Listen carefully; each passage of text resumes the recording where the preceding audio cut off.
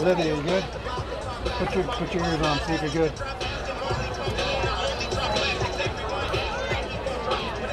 All right. So they're starting to march on, guys. We need to start paying attention to those guys.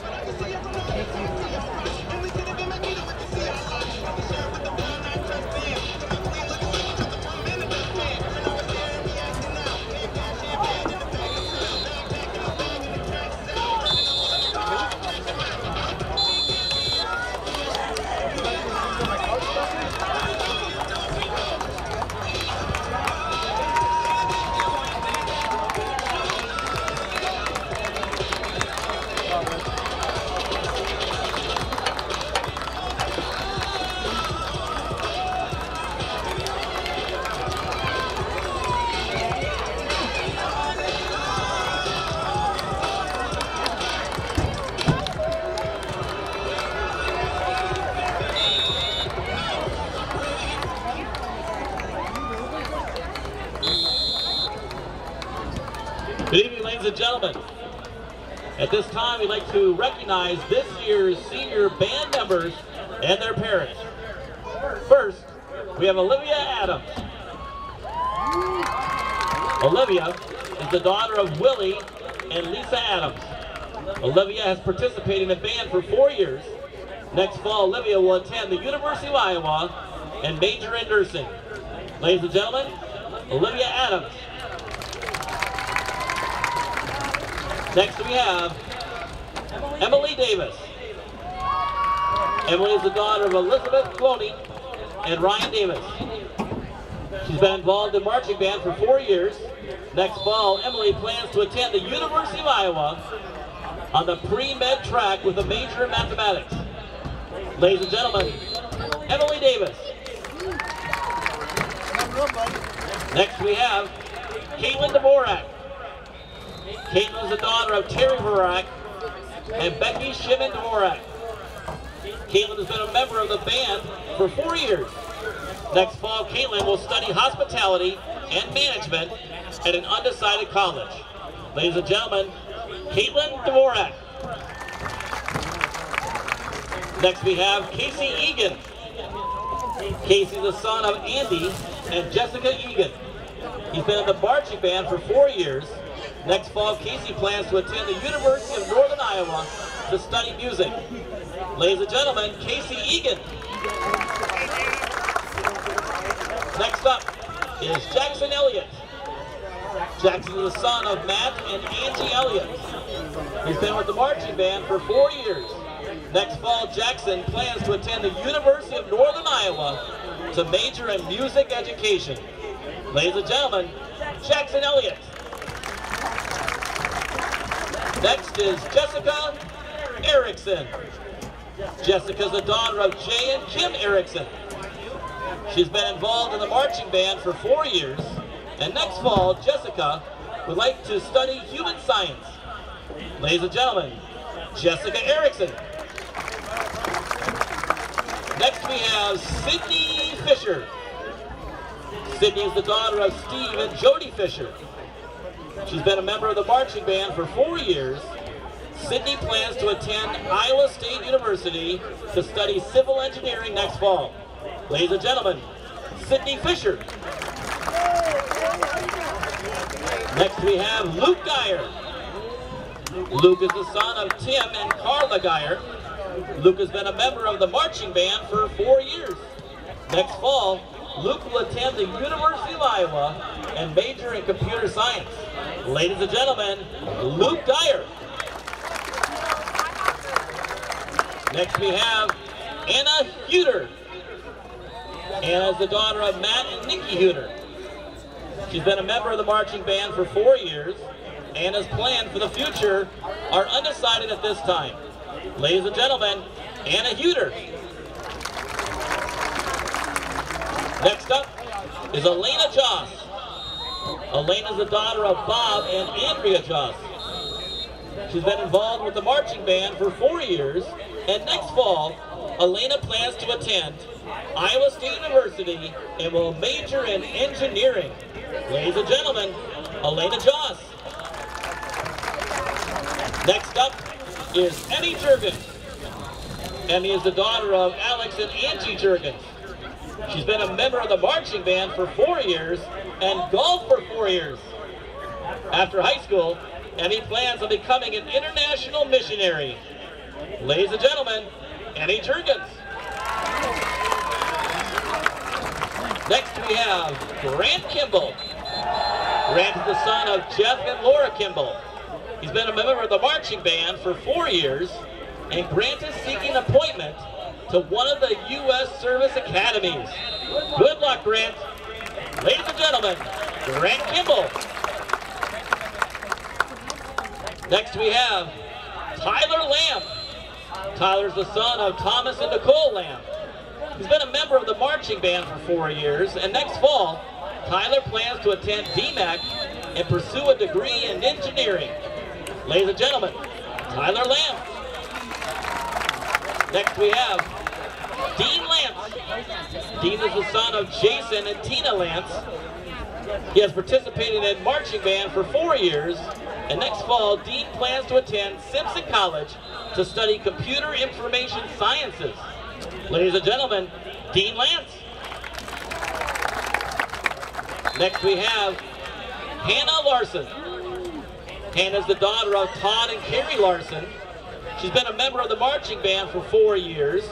Hannah plans to study theater with the hopes of pursuing a career in directing for the stage. Ladies and gentlemen, Hannah Larson. Next up is Madeline Lepley. Madeline is the daughter of Rusty and Mary Lepley. Next fall, Madeline plans to join the Army National Guard. Ladies and gentlemen, Madeline Lepley. Next we have Aiden Lauer. Aiden's the son of Bill Lauer. He's been involved in marching band for all 4 years. Aiden's plans for after high school are undecided at this time. Ladies and gentlemen, Aiden Lauer. Next we have Katie Marshall. Katie is the daughter of Kelly and Jackie Marshall. She's been involved in marching band for 4 years, and next fall, Katie plans to attend DMAC. Ladies and gentlemen, Katie Marshall. Next we have Grant Morgan. Grant is the son of Jeremy and Stacy Morgan. He's been a member of the marching band for 4 years. Grant will attend Central College and major in communications next fall. Ladies and gentlemen, Grant Morgan. Next we have Brianna Neifert. Brianna is the daughter of Josh and Jolynn Neifert. She's been a member of the marching band for 4 years, and Brianna's plans for the future are undecided at this time. Ladies and gentlemen, Brianna Neifert. Next we have Eli Newland. Eli is the son of Scott and Tricia Newland. Eli has been a member of the marching band for 4 years. Eli's future plans include attending Iowa State University to double major in mechanical engineering and agricultural science with a math minor. Ladies and gentlemen, Eli Newland. Next we have Caden Pastor. Caden is the son of Dan and Jen Pastor. He's been a member of the marching band for 4 years. Caden's plans for the future are undecided at this time. Ladies and gentlemen, Caden Pastor. Next we have Joshua Pearson. Joshua is the son of Rusty and Candace Pearson. He's been a member of the marching band for 4 years, and next year, Joshua plans to attend DMAC. Ladies and gentlemen, Joshua Pearson. Next we have Allison Podest. Allison is daughter of Troy and Jamie Podest. She's been a member of the marching band for 4 years. Next fall, Allison plans to attend DMAC and then go to Iowa State for veterinary medicine. Ladies and gentlemen, Allison Podest. Next up, we have Freedom Robbins. Freedom is the daughter of Jim and Sandy Robbins. She's been involved with the marching band for 4 years. Freedom plans to attend DMAC next fall with plans of going to medical school in the future. Ladies and gentlemen, Freedom Robbins. Next up is Allison Schumacher. Allison's the daughter of Adam and Jamie Schumacher. She's been in the marching band for 4 years, and after high school, Allison plans to attain her BSN degree. Ladies and gentlemen, Allison Schumacher. Next up, Brenna Smith. Brenna's the daughter of Chance and Brittany Smith. She's been a member of the marching band for 4 years, and next fall, Brenna plans to attend Iowa State University for veterinary medicine. Ladies and gentlemen, Brenna Smith. Next up is Spencer Taylor. Spencer's the son of Lance and Sheila Taylor. She's been involved with the marching band for 4 years, and next fall, Spencer would like to continue his academic and soccer career. Ladies and gentlemen, Spencer Taylor. Next, we have Haley Tracy. Haley is the daughter of Jason and Annie Williamson. She's been involved with the marching band for 3 years and is also involved in cross country. Next fall, Haley will attend the University of Iowa and major in geoscience and minor in environmental science. Ladies and gentlemen, Haley Tracy. Next up is Tanner Truman. Tanner's the son of Bill and Tracy Truman. He's been a member of the marching band for 4 years. Tanner's plans for next fall are undecided at this time. Ladies and gentlemen, Tanner Truman. Next we have Olivia Williamson. Olivia is the daughter of Jason and Annie Williamson and Heather Lee. She's been involved with the marching band for all 4 years. Next fall, she plans to attend Iowa State University for architecture. Ladies and gentlemen, Olivia Williamson. And finally, next up is Kylie Winkler. Kylie is the daughter of Jay and Marlene Winkler. She's been involved with the marching band for 4 years. Next fall, Kylie plans to attend Central College, where she will major in accounting on the pre-law track and continue her cross-country and track careers. Ladies and gentlemen, Kylie Winkler. Ladies and gentlemen, one more time, put your hands together for your 2021 and 22 Norwalk Senior Band members. Congrats. Give it up for Mr. Wormester. That is 12 minutes straight. I didn't have a record.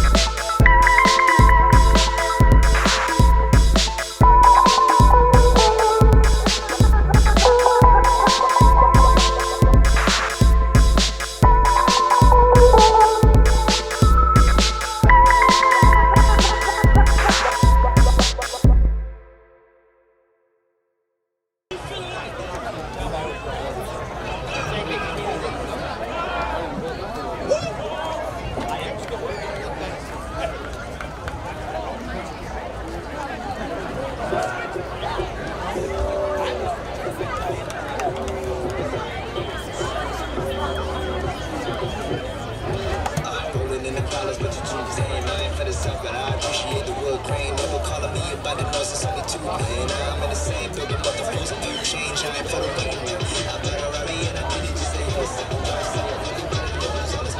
That's a lot of trouble. I feel like I ain't even time said it ain't understood it. I got a flight in the morning, I see what you've been trying to do, and I'm a mission important. You think I never pay attention? In my mind, I'm recording. I'm about to run up on all your girls and dreams that I'm doing. I'm riding around with homies like we run the city. Looking fresh and feeling like a mini. Moving silence, you can never hear me. If you got a problem when you see me.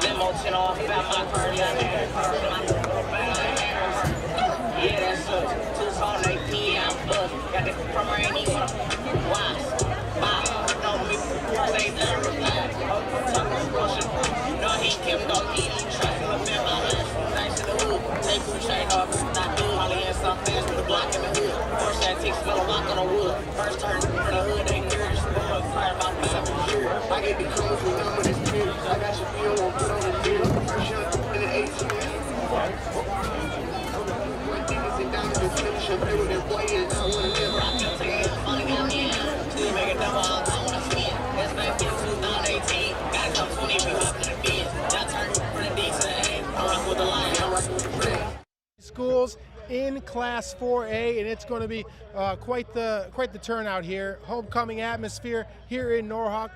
Beautiful weather, and nothing will stop these performers from putting on quite the show tonight. Looking for explosion on offense and defense. And between these two teams clad in purple, we're dressed for the occasion That's as right. well. Yeah, you can't go wrong. We can't be biased. Both teams' primary colors are purple. Let's talk first about the Indians of Indianola.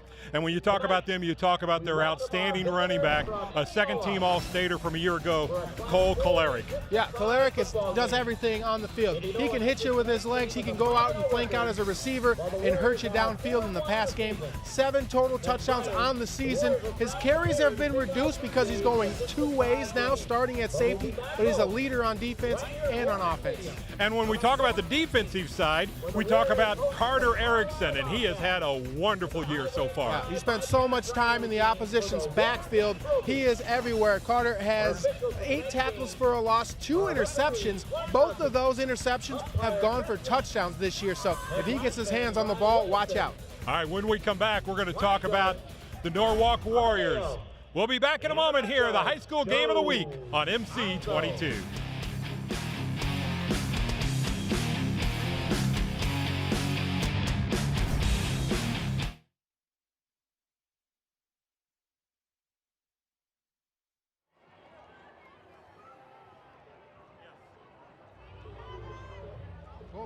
Yeah, that was nice. How do we do time-wise?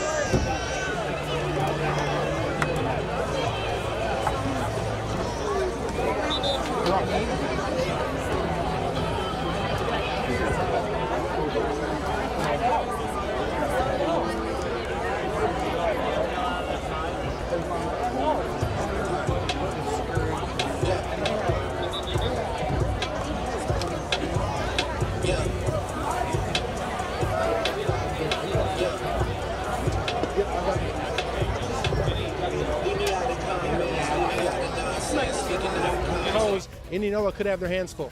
Let's look on the defensive side, and this young man has already made his commitment to the University of Iowa, Maddox Borcherding Johnson. Yeah, and he plays like the D1 commit that he is. He is 5 tackles for a loss on the season, and he's also leading the team, close to leading the team in tackles. On the DN position, look for him to really cause problems in the backfield with passing and trying to clog up and corral Kolaric in the run game as well. Yeah, and really his numbers are not as great as they could be because he is getting so much attention. Yeah, a lot of double teams, a lot of running away from him, going the other way, but sooner or later you have to try to go both sides of the field, and that's when he wreaks havoc. All right, we're looking forward to this one here today. It is Indianola and Norwalk.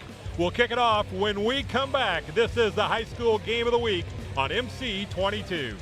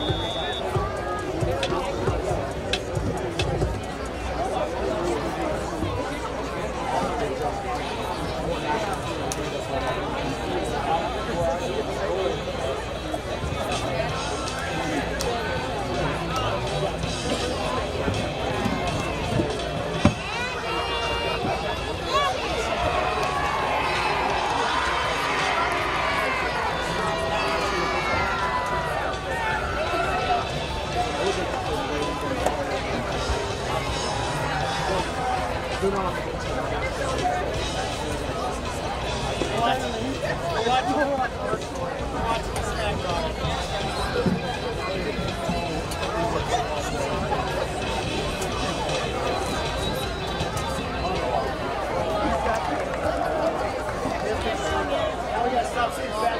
and gentlemen, welcome to tonight's pregame national anthem celebration. Tonight's national anthem will be performed by the Norwalk High School Trumpet Choir under the direction of Ben McCartney.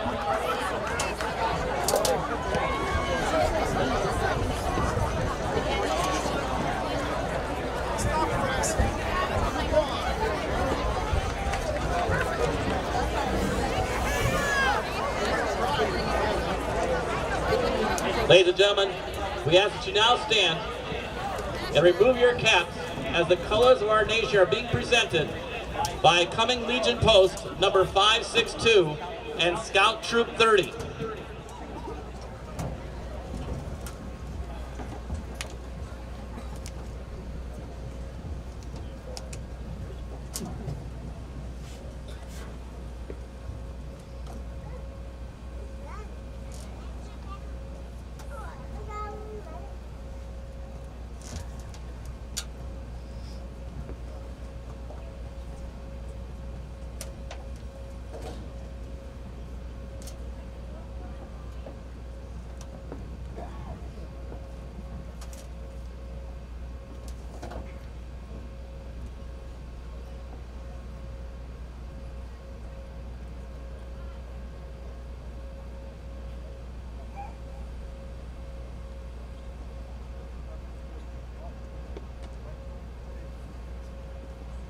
And now, ladies and gentlemen, we honor our nation and the servicemen and women around the world who serve our country with the playing of our national anthem.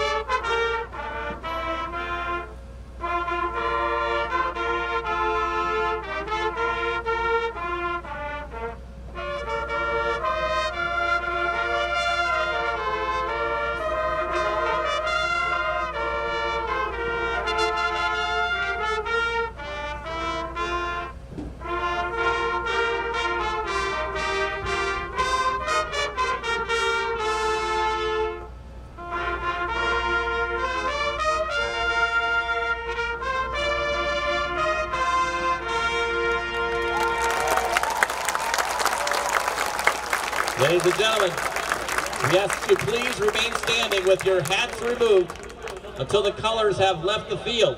Thank you.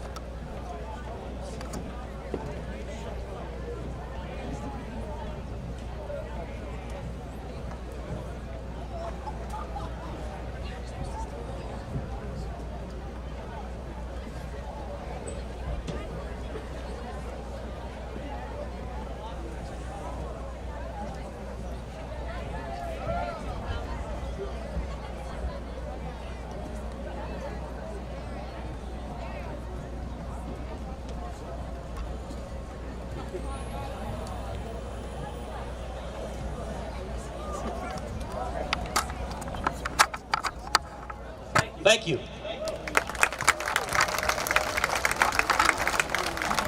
Warrior fans, make sure to check out the Norwalk Warrior Marching Band during halftime as they perform their 2021 show, Sweet Dreams. That's with a Z.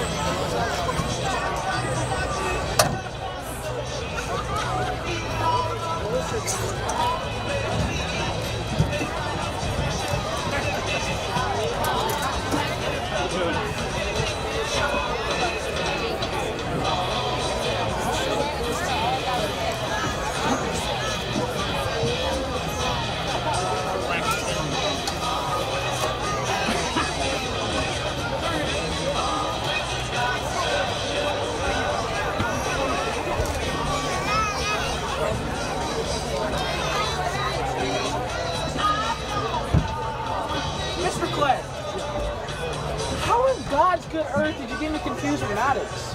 Oh my God. He plays varsity. I know. I was thinking. I'm sorry.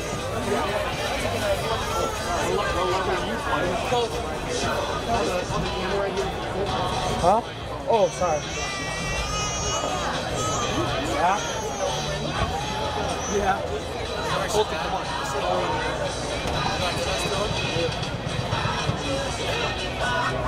Have a good one, Mr. Cole.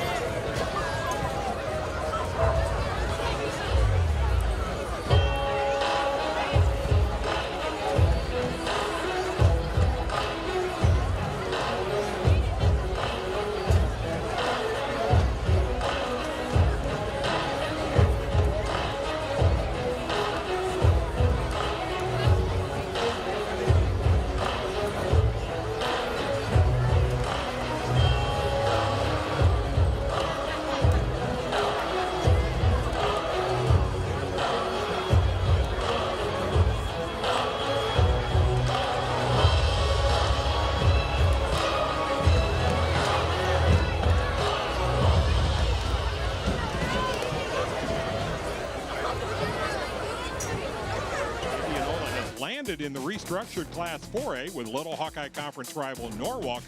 Every win is critical from here on out in a highly competitive District 5. The high school football game of the week featuring the Indians and the Warriors coming up next on MC 22.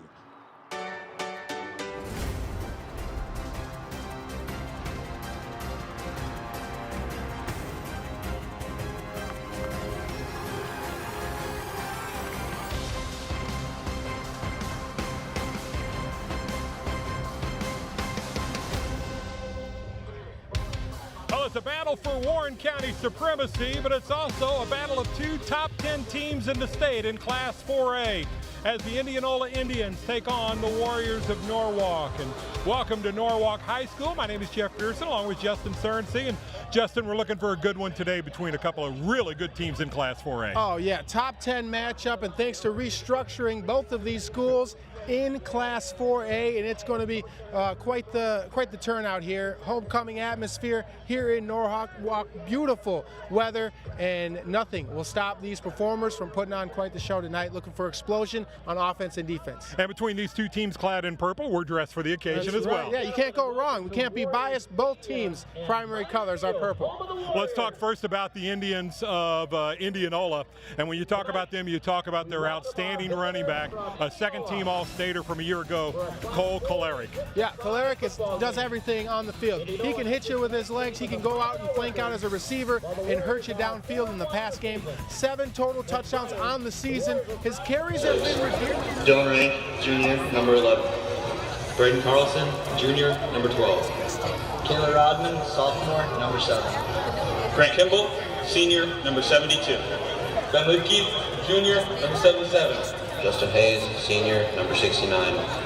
Tanner Truman, senior, number 55. Noah Mulford, junior, number 78. And now, for your Warrior defense. Hunter Blomgren, senior, number 94. Max Fortune Johnson, junior, number 56. Logan Overholzer, senior, number 50. Caden Johnson, senior, number 8. DJ Harris, junior, number 34. Braden Ross, junior, number 48. Braden Pearson, junior, number 21. Justice Williams, junior, number 4. Kyler Pearson, senior, number 10. Josh Brown, junior, number 1. Tracy Davis, senior, number 23. And on special teams tonight, Lennon Hochstein, junior, number 9. Isaac Diekman, senior, number 35. Kayla Rodman, sophomore, number 7.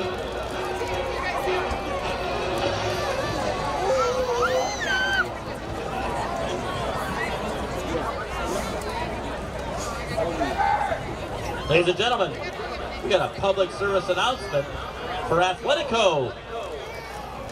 What is the best way to start feeling better is to start with physical therapy. At Athletico, their therapists, the same ones who work with world-class athletes, can transform your pain or injury before it progresses to something worse. The sooner you start with physical therapy, the sooner you can start changing everything. It all starts with Athletico. Athletico is proud to be the official provider of physical therapy and athletic training needs for the Norwalk High School. Thanks, Athletico.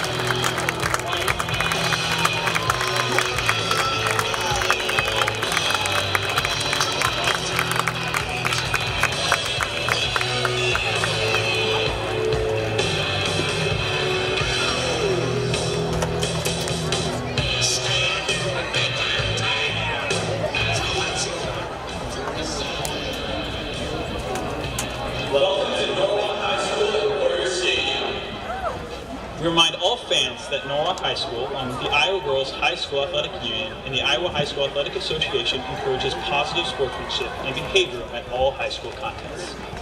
Please encourage players and coaches with positive behavior and comments, as well as respecting the decisions of the game officials. Remember that what you do and say during the contest reflects on you, your team, school, and community. Enjoy tonight's game by displaying positive sportsmanship. Thank you, and we wish our visitors the best of luck. Go Warriors!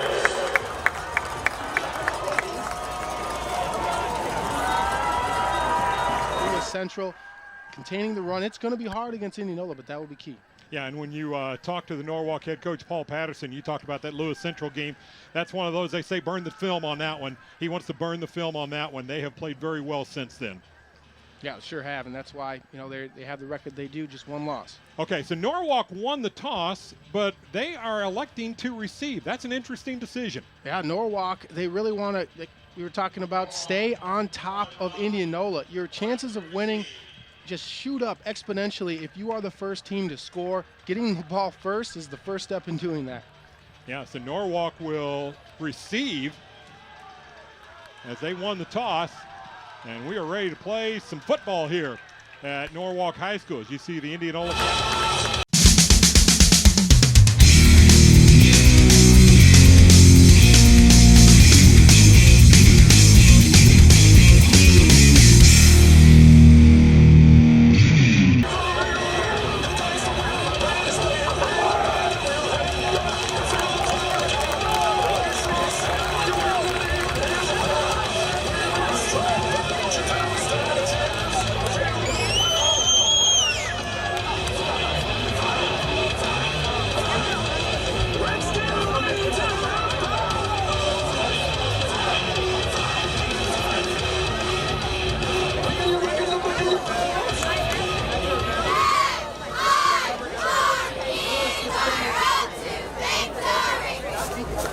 Ladies and gentlemen, let's get ready for Warrior football.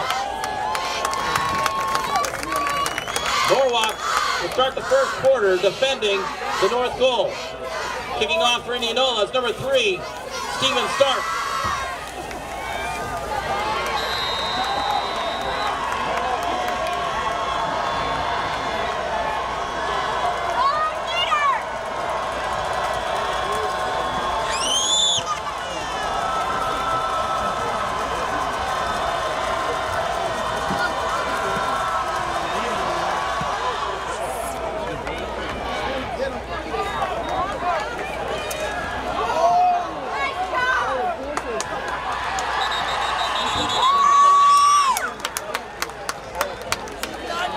Tracy Davis on the return for Norwalk. First down and 10 Warriors at their own 17.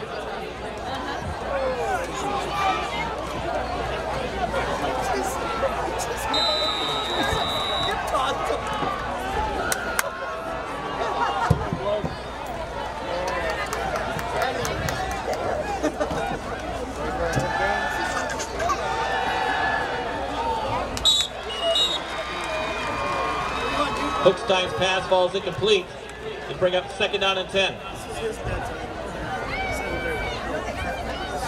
Normally it's my big time.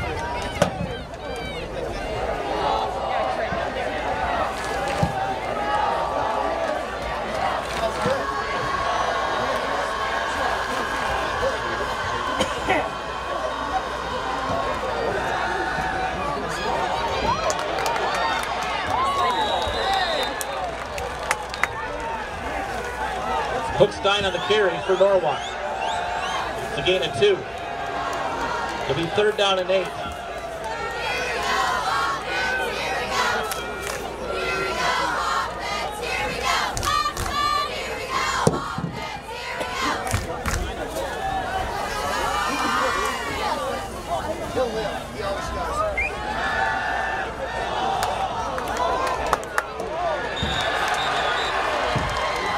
Hookstein's pass completes number 6, Kate Campbell.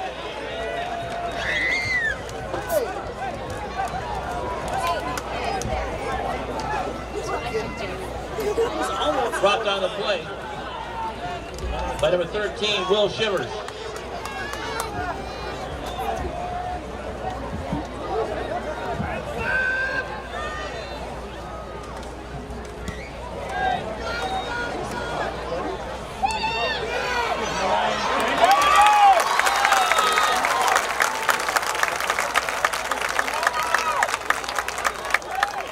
Micah Dewey on the return for Indianola. They'll have it first down and 10 at their own 48.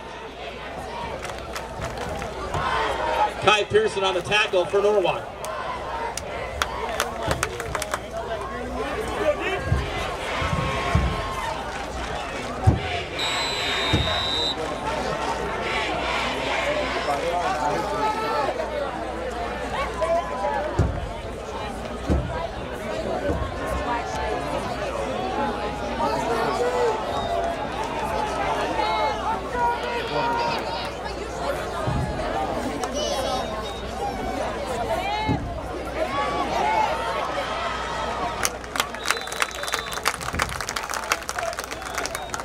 Rick's pass complete to number 23, Koleric. It's a 3-yard gain. Brings up second down and 7.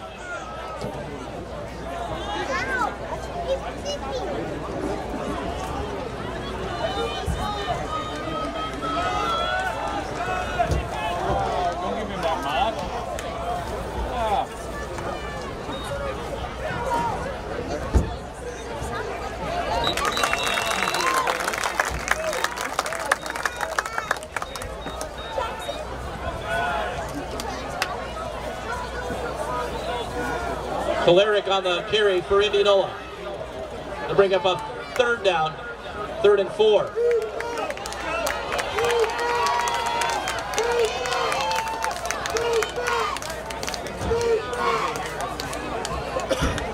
DJ Harris on the tackle.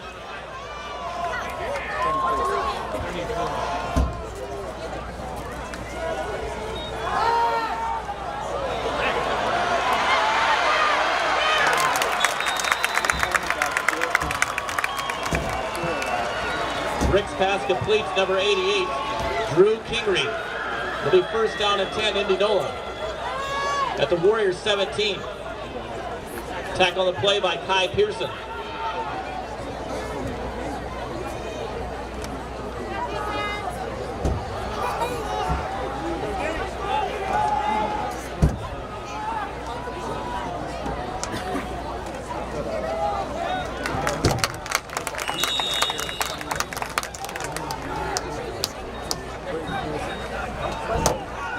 Braden Pearson on the tackle. Brings down the ball carrier for Indianola, Koleric. It's a gain of 1. Second down and 9.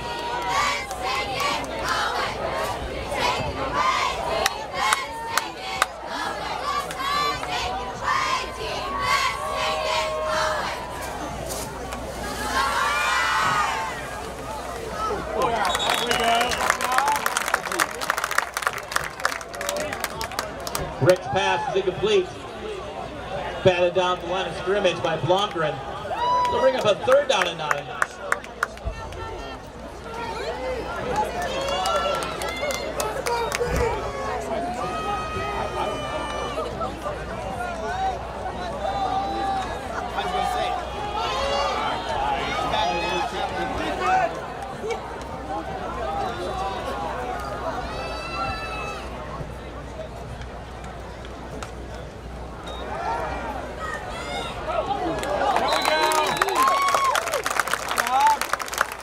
Rick's pass is incomplete.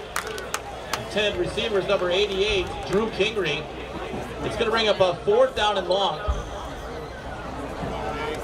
On the coverage for the Warriors is Josh Brown.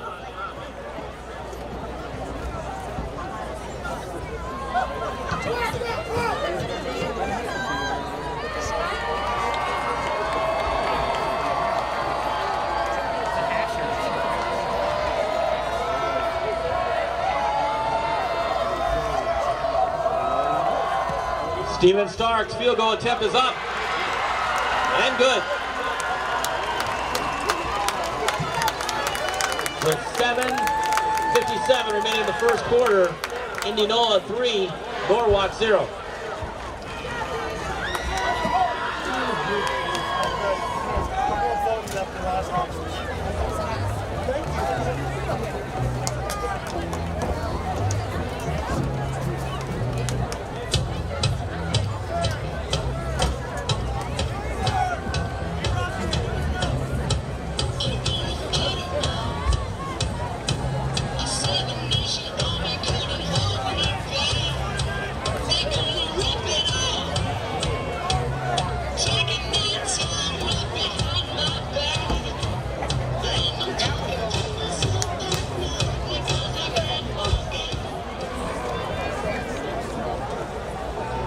Unofficial results of Indianola's last scoring drive was 52 yards in 8 plays, taking 2 minutes and 36 seconds off the clock, resulting in a 33-yard field goal by number 3, Steven Stark.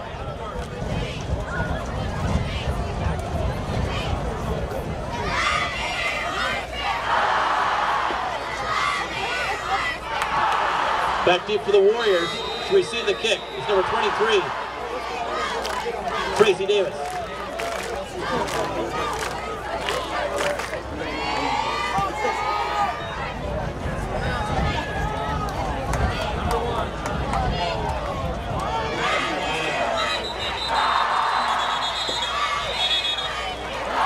Josh Brown on the return for Norwalk.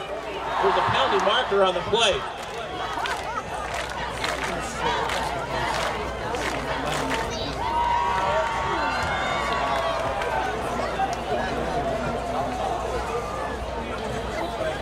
Holding on the return.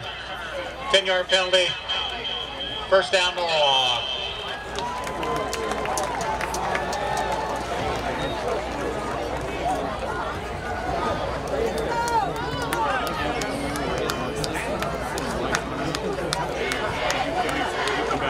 After the penalty, 1st and 10 Warriors at their own 50. They're feeling blessed. Yeah, wonderful night here. Beautiful. Big hole up the middle. Luke Jones, usually more of a physical runner, but got a big gain there as Charlie Wilmot brings him down. Just a great job by that left side of the line. You had Noah Mulford, Tanner Truman, and Justin Hayes clearing the way. Some good gain there for the first down. Norwalk now improving their field position after being backed up there early. 3 receivers to the bottom of your screen and across the middle. That is complete. And that is Rodman, the sophomore. Kolaric with the stop. And a first down for Norwalk, their first down of the day. Yeah, great job there. Rank just filling in the holes there that the linebackers left open to pick up almost another first down there. Now check that second down. And we got procedure movement on Norwalk. False start on the offense. 5-yard penalty. So 2nd and 1 becomes 2nd and 6. That's got to be a source of frustration for the Norwalk head man, Paul Patterson.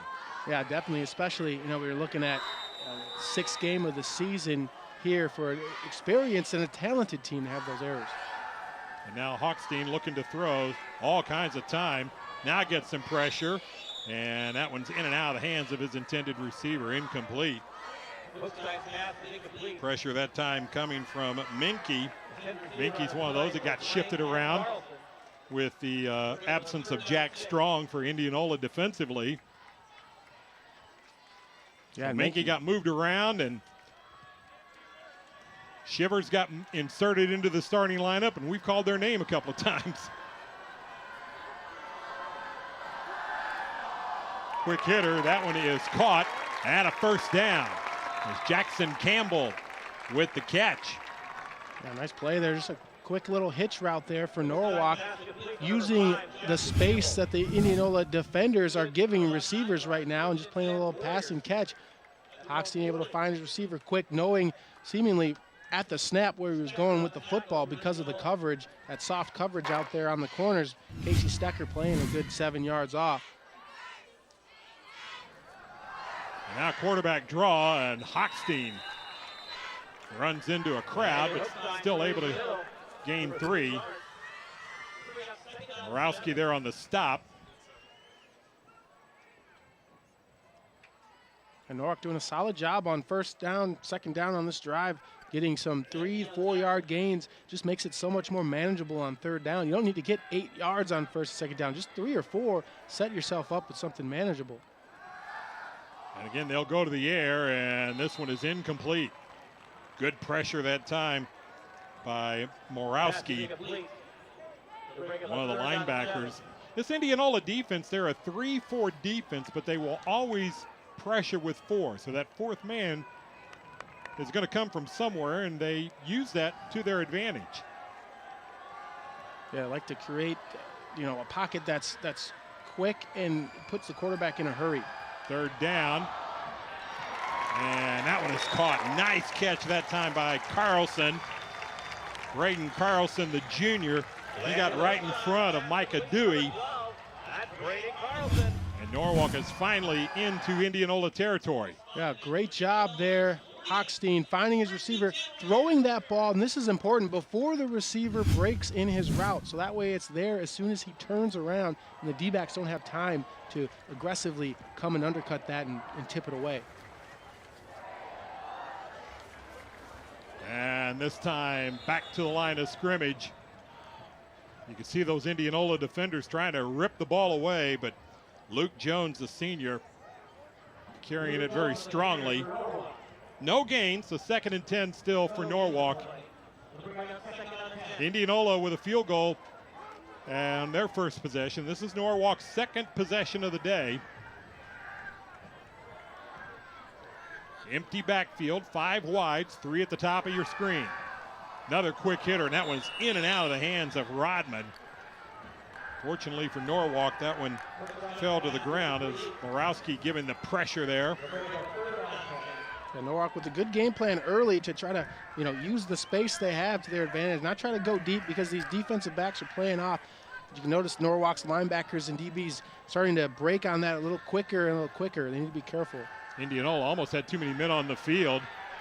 Now Hochstein getting pressure, has to throw it, and what a catch!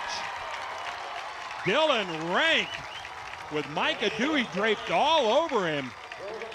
A 22-yard pass play for a first down. Yeah, Dylan Rank goes up and gets this football, doesn't wait for it to come to him. Hochstein giving his receiver a chance. You can see right there, using his height to his advantage on that play for a big-time first down. Now they'll swing it out. This is Campbell looking for room, and nothing there. As they're on the stop, you had Erickson and you had Kolaric. Yeah, out in the open field, opportunity there for Norwalk to make some people miss, but you can just see how talented Carter Erickson is in the open field. Here's a great catch by Rank, that big first down on 3rd down conversion, making this drive possible. Again, I think that one got tipped at the line of scrimmage as it fell incomplete. And now 3rd and 11 for Norwalk. And there's that pressure. They brought Carter Erickson from the same linebacker position, and Morowski. This is the 13th play of the drive. This is exactly what Norwalk wants to do offensively. Yeah, and being able to respond to where the pressure is coming from, Hochstein should have maybe tried to go right. I mean, he threw right into that pressure, which led to that tip ball. Pressure, but gets it away. And close to the first down marker was Braden Carlson. Again, Dewey doing all he can. He is draped all over these guys. Dewey at just 5'10". And they're going to mark it a little short of the first down marker. Great job, though, Carlson. You could tell the recognition, knowing where the down marker was, trying to stretch and get for it, just a little short. But I like to see the effort that he gave there. That was amazing hustle. There we go, 4th down.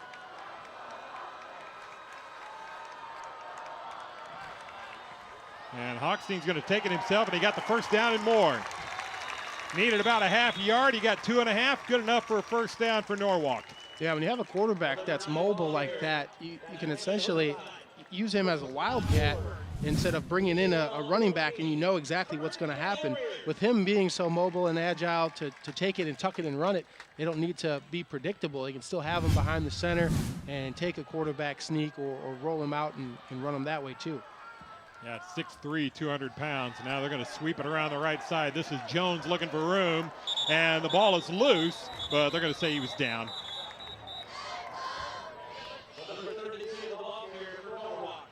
So a gain of about 2 or 3.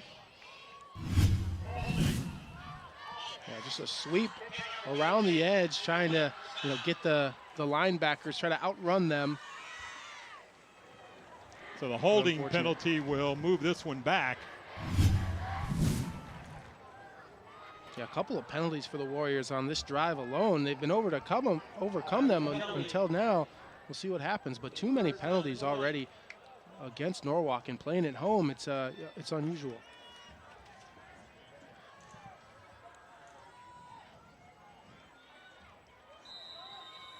So again, 3 receivers to the top of the screen.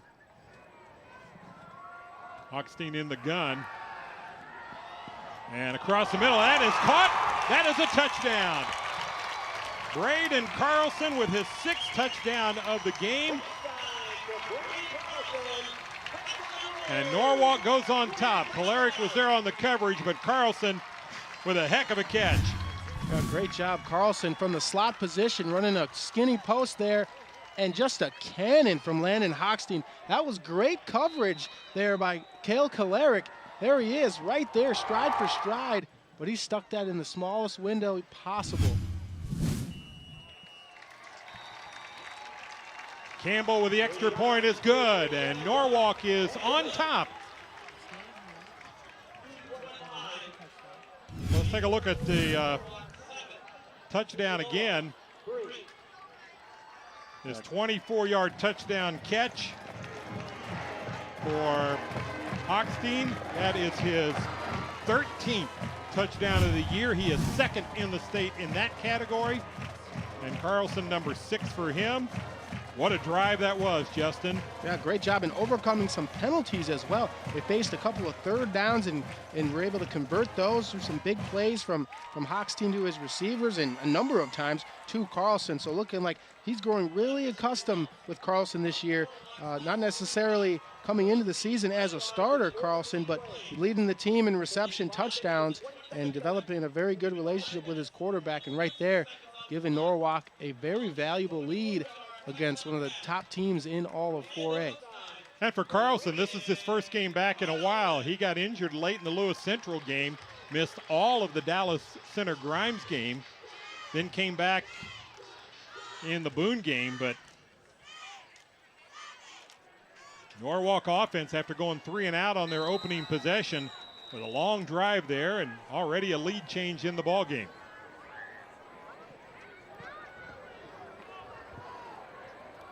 This one is picked up at the 14-yard line and tackled there.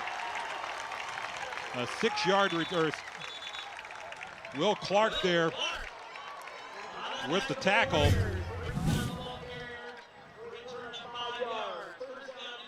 Nice job there coming around the edge. Clark following the play from behind, using his speed. And you can see what big plays on offense can do on special teams. You get that momentum. Guys are charged up to run after that ball is kicked, and it can lead to some big plays there.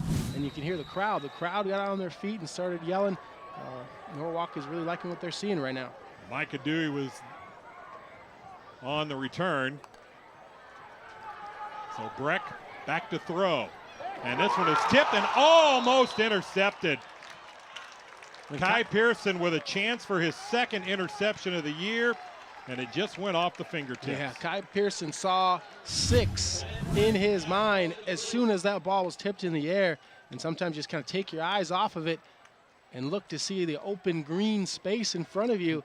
Wishes he could have that one back. That was almost assuredly a touchdown. 2nd and 10 for Indianola. And that pass a little high, intended for the 6'4" wide receiver, Drew Kingery. Yeah, usually just a pitch and catch play there from Brick to Kingery, but the pressure from Borcherding Johnson on the edge there, leaving Brick with little time to set his feet and get rid of that football. That's why it was errant and high. Indianola at 5-0 on the year, Norwalk 4-1, each team 1-0 in the district. 3rd down and 10 for the Indians. Erickson in motion, Rick rolling right. And in traffic, in and out of the hands, incomplete. We got a flag down.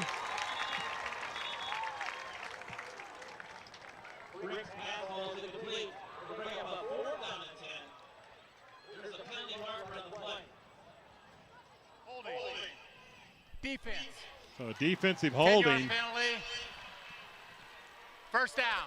And that's going to give Indianola a fresh set of downs. Yeah, new life there for Indianola.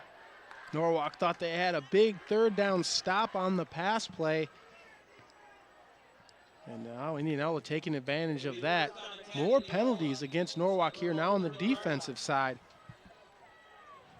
So we'll see how that, if that energizes this Indianola offense.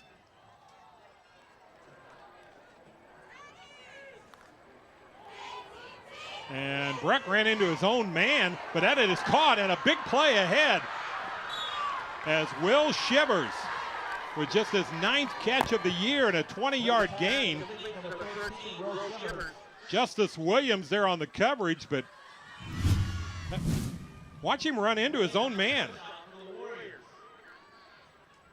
Yeah, looking interesting there to start. Didn't look like it was going to lead to much. In fact, Tracy Davis read the play. He was in the backfield, but just overran it, and Shivers was able to get upfield. So a little bit of, things happening on both sides. Norwalk looked like they could have maybe tipped that in the backfield or picked it off. Davis was in there quick, but just missed it. And that's when you gamble. He was right, but he missed it. So that led to a big play. So Bennett Breck, he'll keep it this time, looking for room around that left end. Maybe got a yard. We got another flag down. Number 6 for the running back for Indianola. That's Bennett Breck. There is a penalty marker on the play. That marker is usually thrown in the area where it's something against the offense. Holding. Offense. 10-yard penalty. Replay first down. So that will move Indianola back 10 yards.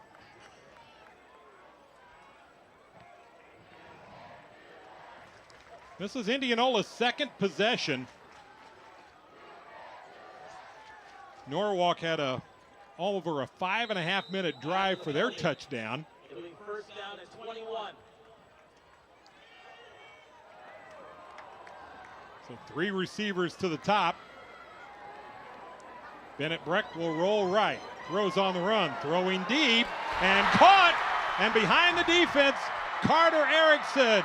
61-yard touchdown, and back and forth we go. It's the Indians on top. Carter Erickson usually doing his damage on the defensive side of the ball, plugging him in here as a receiver. It's only 17 catches on the year, but that is a big one. Putting Indianola back on top. Great throw by Brick. Well, he didn't even have to break stride on that off-balance throw, did he? No, just a corner route, defeating the defense, getting behind the deepest man, and taking it to the house. Big play. Stark, the senior, with the extra point attempt. Good snap. And it is good. He is now 29 of 30.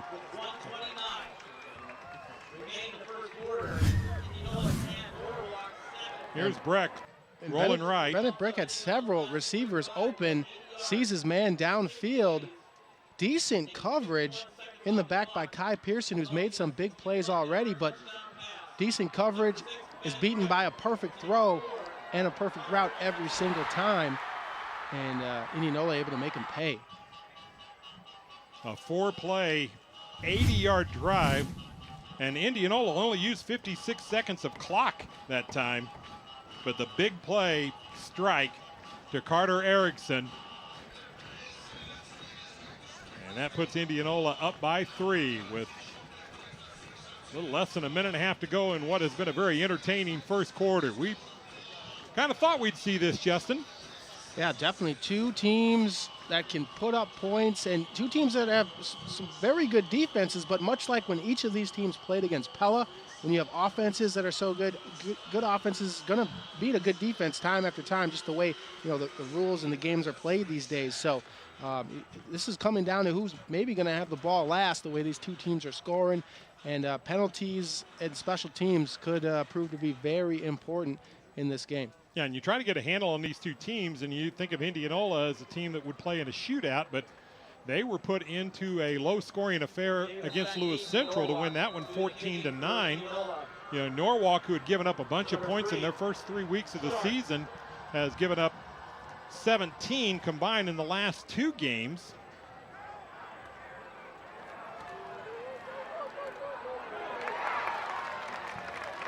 And Norwalk will start this one at the 34-yard line. A 24-yard return by Brown. An 18-yard gain. And now Norwalk will start again from their own 34-yard line. Yeah, some great field position there for Norwalk. Great return, setting their offense up well. And after an impressive drive, just one drive will go for Norwalk. Look for them to do much of the same. Hochstein was very comfortable finding his receivers, Braden Carlson, downfield in the slot position. So Hochstein, the junior.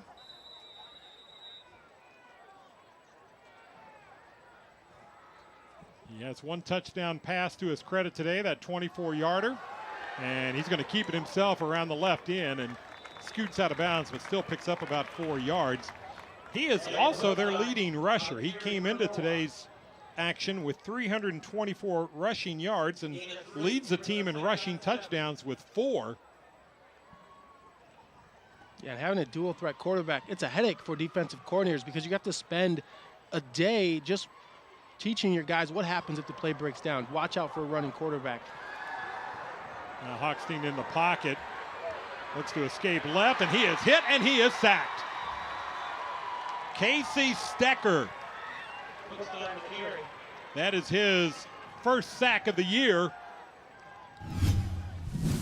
And now back near the original line of scrimmage. Yeah, great job by the D-backs. That was pretty much a coverage sack.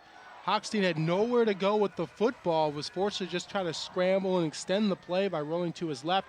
But Stecker right there to push him out of bounds and get the big tackle. And this one caught, and he got the first down. Good yardage after the catch that time by Dylan Rank. Cole Kolaric finally got him stopped down, but a 12-yard gain. And those are just backbreakers right there. You have momentum, it's 3rd and long, and then you give up a play where they pick up the first down on the run after the catch. This will be the last play of the quarter, most likely. They'll keep it on the ground. And a gain of 3. Morawski with the stop for Indianola. And that is going to do it for the first quarter. So already we've had a couple of lead changes in this one. It is Indianola leading by 3 thanks to this.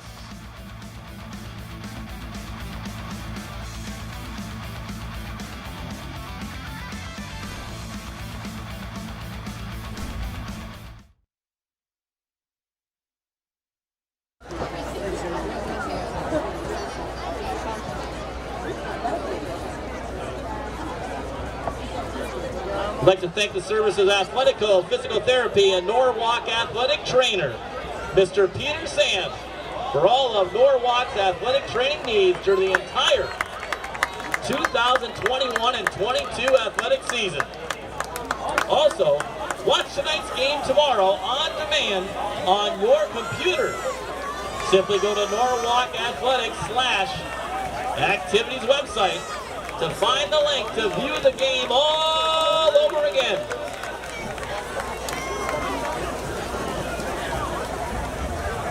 Play to Kingery that set up the field goal. Then Norwalk came right back. Touchdown strike that time to Carlson. And then this time Breck to Erickson. That's been the big play. Yeah, this game played through the air right now with big plays in the passing game. Look for both defenses to start to settle in and maybe keep things more in front of them, giving up maybe some 5- and 6-yard passes, not giving up the big one. Hochstein on the ground, picks up about 3. He was 9 of 14 for 91 yards in the first quarter and that touchdown strike. Yeah, pretty accurate passer coming into the game, over 60%, 62% completion rate, and is looking accurate today, just hitting his receivers in stride and showing off some very good accuracy, threading the needle a couple of times as well. And Norwalk's going to call timeout as we kind of take a look at some of the Class 4A rankings. And again, with the additional Class 4A consists of 36 teams. And you can see where North Scott, number 1 in the state, Indianola right behind them, Norwalk in that number 9 spot. Bondurant Farrar from this district at the number 4 spot at 5-0. Indianola will get Bondurant Farrar. Let's see. That is in 2 weeks. Indianola and Bondurant Farrar at Indianola. Week 9, Norwalk goes to Bondurant Farrar. Yeah, it doesn't get any easier for these teams. This district is a playoff in the regular season. I mean, that's how good this district is. It's tough, but then you're prepared once you do hit the playoffs, and you have a chance to really run through it. And if you saw last week's Bondurant Farrar Carlisle game, you can't sleepwalk through Carlisle either. Nice pitch and catch that time, and a first down for Norwalk. As again, Carlson the target for the Warriors. Stecker with the coverage. Yeah, great execution there on a deep out route. Hochstein able to throw it right as Carlson was breaking and leaving no chance for the defender to come down with the tip pass at all. And another thread the needle to Carlson, and he gets the first down. Pickup of about 11 as Morawski forced him out of bounds. Yeah, the Warriors they're daring Indianola to come and play press coverage right now. If you're going to give them this space, that's 2 out routes in a row to Carlson. It's almost like in a video game. You just keep going with what's working until they try to stop you and do something different. This time they'll go on the ground and trying to bounce it outside. And big gain there by Chase Monroe. He's the backup running back. He brings some speed to this lineup. And a 13-yard gain that time by the 165-pound senior. Micah Dewey there with the stop for Indianola. Yeah, it's something you normally don't see. Carter Erickson missing on the tackle. He comes diving at the left side of your screen here, right there. Just an arm tackle, though, and no matter how great of a tackle you are, if you can't get that shoulder in there, running backs are going to run through an arm. And now Hochstein putting everybody in the right position. Paul Patterson says he knows what all 11 people on the field are supposed to do.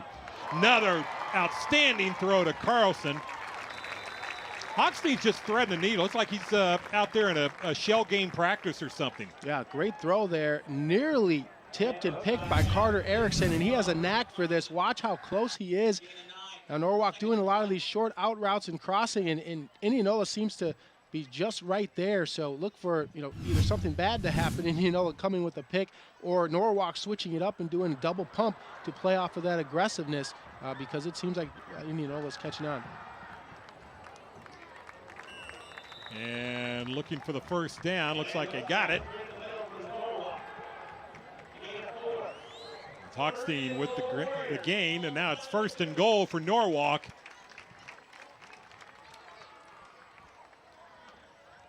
This is where Hochstein is very dangerous as a quarterback.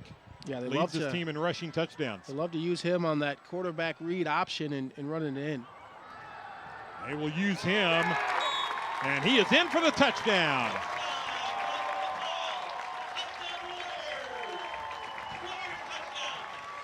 Great job finding space behind his offensive line. Great job by Norwalk clearing the way on that right side. The center, Justin Hayes, Ben Litke, and Grant Kimball just getting lower than Indianola's front line there, and that's all it took. Hochstein able to get right in. Cade Campbell, Rodman with the extra point. Oh no, check that. They've changed kickers. That is Gabe Johnson with the extra point. And Norwalk with the 3rd lead change of the day. Let's take a look at this Hochstein touchdown again, and just the size of the junior quarterback too, Justin. Yeah, it really is. I mean, him falling forward gets you a couple of yards just as it is, and then you add his athleticism to the mix. And you don't usually see quarterbacks his height being able to be so nimble, but it's a dangerous advantage that he has, and only a junior. Looking for teams that play Norwalk this year and next are going to be shaking their head trying to figure out ways to stop him, or at least make him one-dimensional. I think it's hard to do, but it's what has to be done. When you look at this Norwalk offense, their scoring drives have been 5.5 minutes and 4 minutes and 10 seconds. Yeah, it's been real impressive, too, to see the patience that the Norwalk offense has. They face some adversity, some penalties. After that first drive with the penalties and backing themselves up, you're thinking, wow, they're at home. Maybe they're a little too charged up in this rivalry. They don't get to play Indianola all that often. And right in Warren County, this is the first time that Norwalk's up in 4A because of the restructuring. But they're putting it together now. And this one goes into the end zone. And a touchback. And we got a player down for Indianola.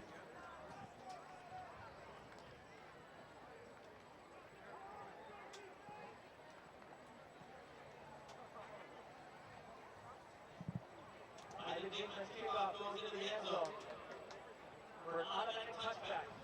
First down and 10, Indians. So Dylan Estes is the one helped off. Tough there. Looks good that he's able to walk off on his own. Hopefully nothing too serious. And he can get back out there later in the next series. Haven't seen this Indianola offense out there all that much. Bennett Breck, 4 of 8 passing, 113 yards, and the big play touchdown.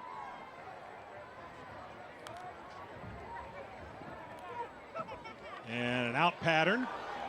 Shivers with the catch near the first down marker.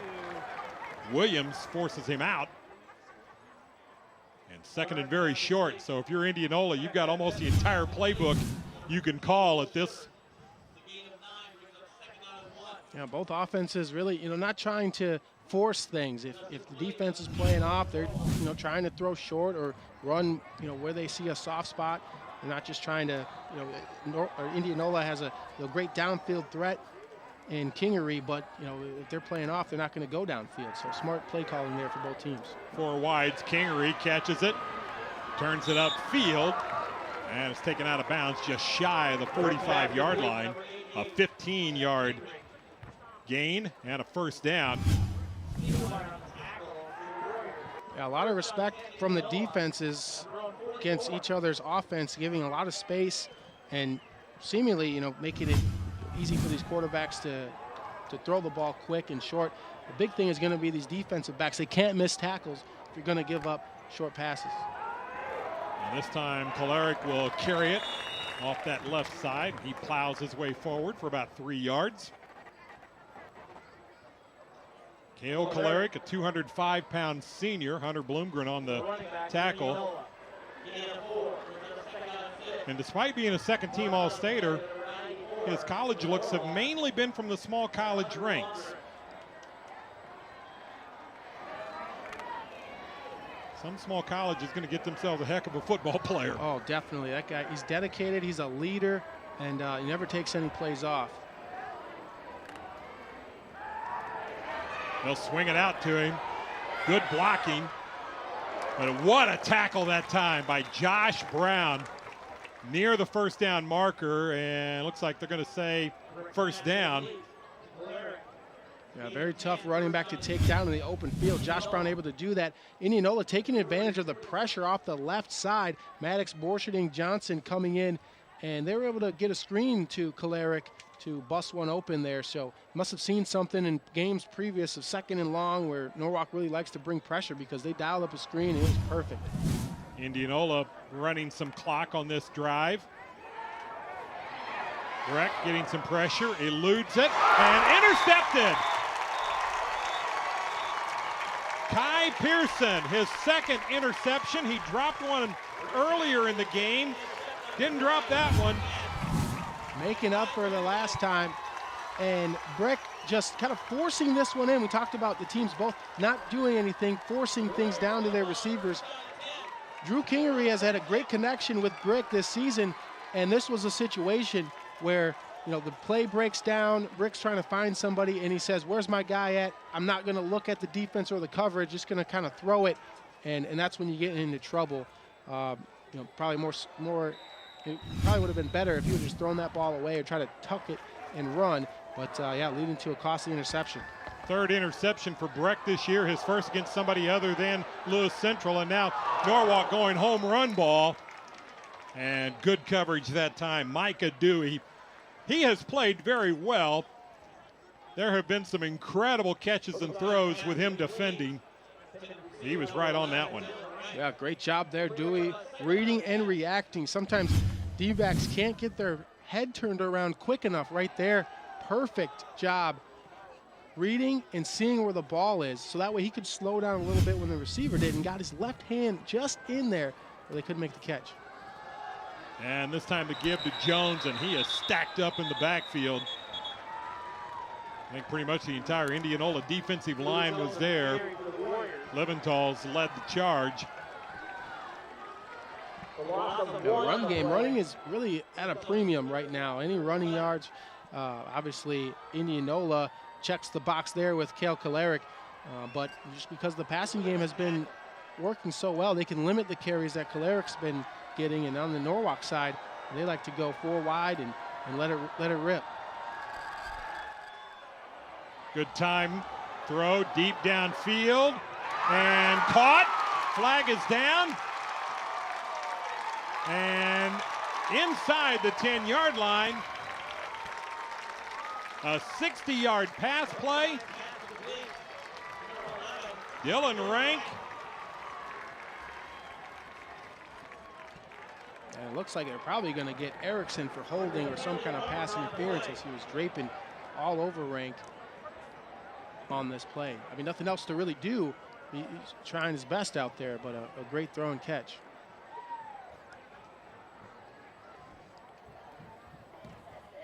Pass interference on the defense. That penalty's declined. First down. And this is something, a lot of high school quarterbacks especially, you get scared when they have a guy running stride for stride with their receiver, and you have to just trust that you can get it out there. If you lead him, if they're even, coaches that we used to have, I used to play with, if he's even, he's leaving, which means that receiver, if he's looks like he's guarded, he's open.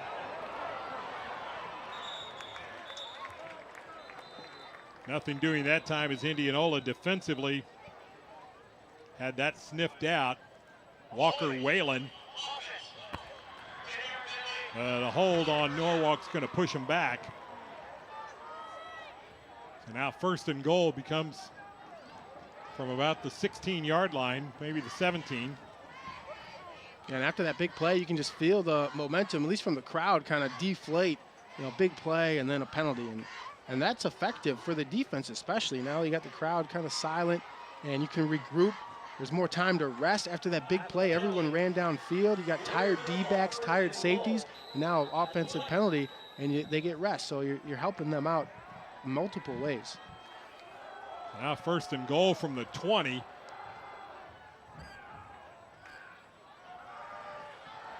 Hochstein. End around. This is Rank. And not much doing that time.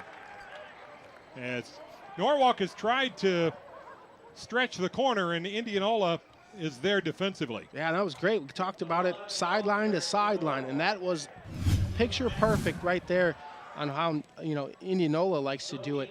You don't have anybody overplay this. You play in sideline to sideline in your gap, so that way you're not overrunning. Everyone's not to the right side of the field when there's a fake reverse going right. Just a perfect job by Indianola on you know, corralling that play and allowing it to not go for a big gain. The lead has gone back and forth in the first quarter and a half. Norwalk trying to capitalize on the turnover. And incomplete across the middle. Morawski, or excuse me, Stecker there with the Morawski there with the breakup.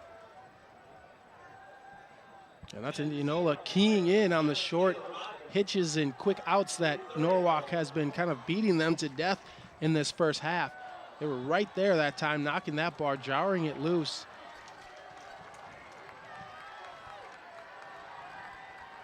So now 3rd and goal, and this is about the, as Indianola is going to call timeout.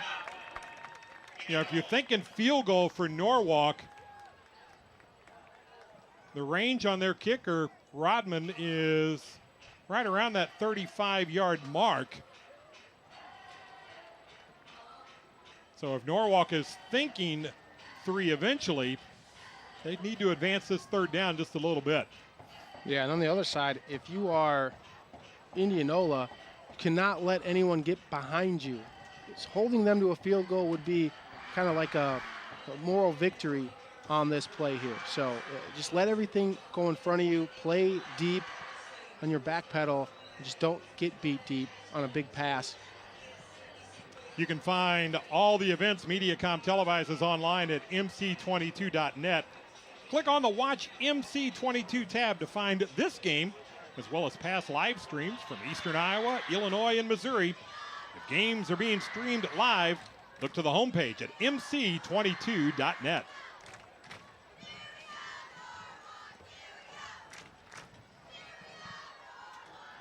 Now, this is a big call. We'll see what Indianola was thinking about. They're the ones that called the timeout.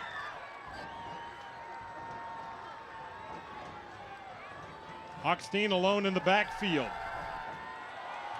He's throwing it deep for the end zone. Man open, and a touchdown. Dylan Rank. He said they can't get behind the defense. They did.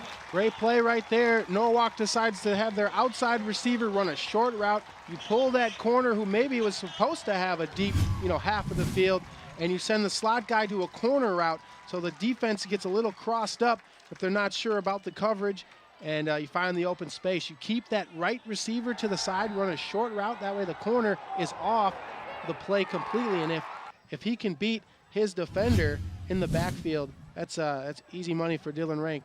Now Johnson with the extra point attempt, and it is good. And Norwalk has opened up a 21-10 lead.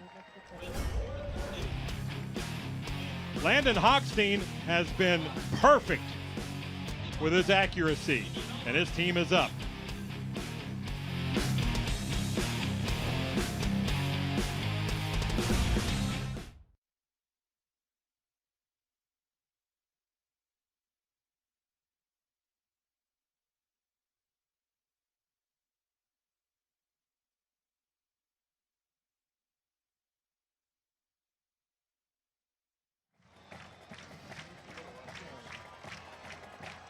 Well, Norwalk turns the interception into a touchdown. And this game is playing out the way that Paul Patterson, their head coach, wanted it to play out. Short drive, but what a pitch and catch from Landon Hochstein to Dylan Rank. Yeah, incredible play call and a great job of execution. Sometimes you get the right play call and the quarterback overthrows it, or a lineman misses its block, or receiver goes the wrong way. That was to perfection at a time where they really needed it.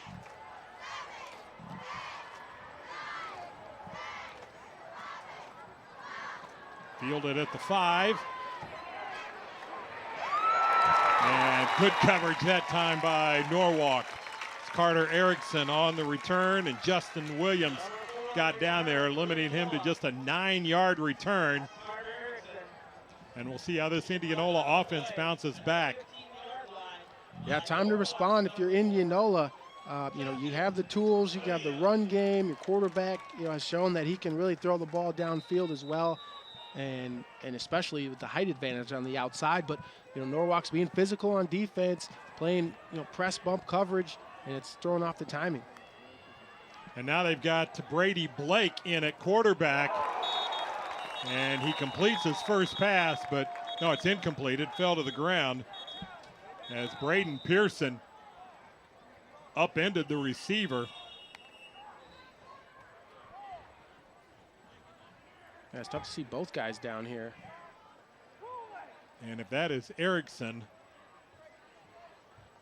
Yeah, two-way player, Carter Erickson. I mean, it's real tough loss on both sides. Yeah, you've got a player from each side down on the field. But this is an interesting call here with Brady Blake, the junior, coming into quarterback.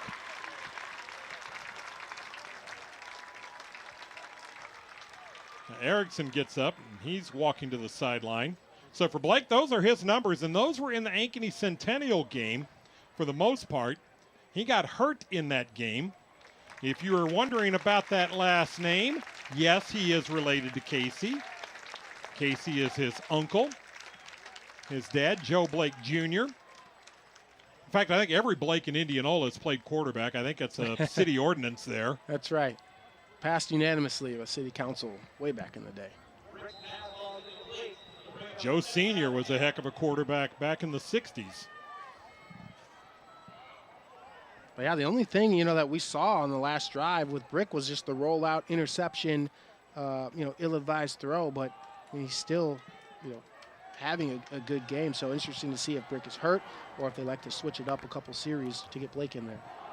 They will keep it on the ground, and this is Kolarek. He shakes one tackle, gets the first down and more, and finally bumped out of bounds just outside the 35 as Justin Williams gave him a shove.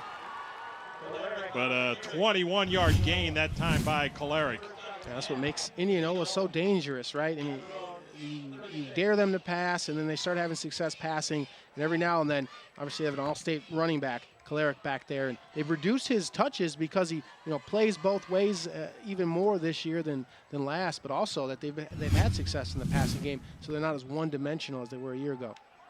Now slant pattern, but that one is off the fingertips of Kingery.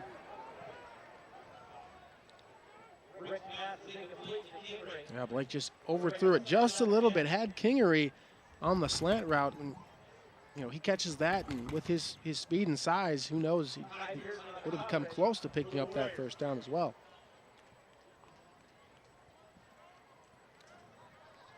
We're just under 4 minutes to play in this second quarter. The lead was going back and forth, but Norwalk took advantage of an interception to turn that into 7 points. Now Blake again, and this one just dropped by Kingery. You could see Kingery was looking upfield before the ball got in his hands. Yeah, you take your eyes off the ball, Little League all the way to the pros. I mean, even if Jerry Rice or, any receiver, you name him, you take your eyes off the ball, you can't see it, you can't get your hands on it, and that's what's going to happen. So just, trying to get those yards after the catch, and make something happen for his team, but he's got to have patience and look that ball in. So Brady Blake in relief of Bennett Breck midway through this second quarter. Big third down here for Indianola.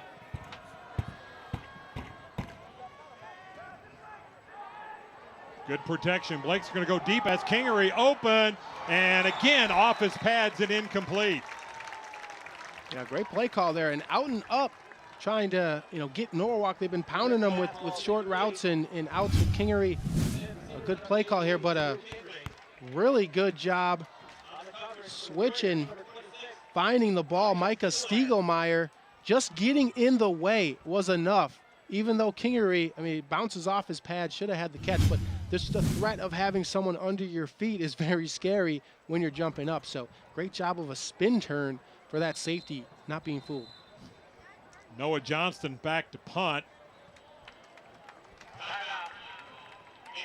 But Indianola's going to use a timeout.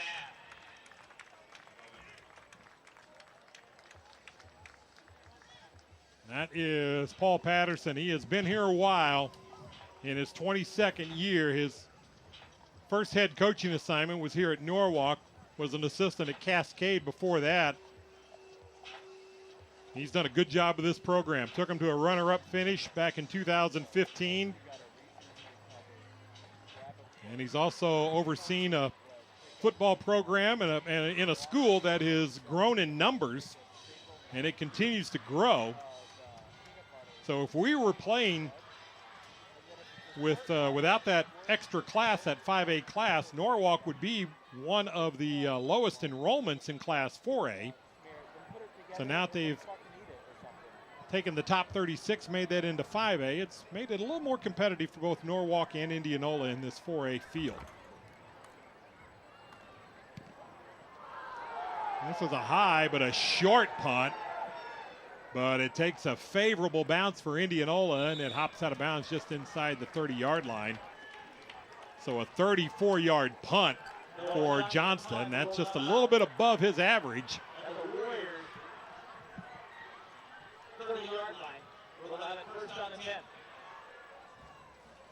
And the officials say it went out of bounds at the 30. So this is a big series. Norwalk up by 11 with 3:38 to play. Plenty of time. Couple of timeouts still to use. And Justice Williams. It's a big series for both sides, isn't it, Justin? Yeah, it really is. Each possession is so vital because of just how talented each offense is. And you see Justin Williams pleading his case about something. A lot of the Norwalk players having to hold him back and pull him back. They're talking to the refs for quite a while.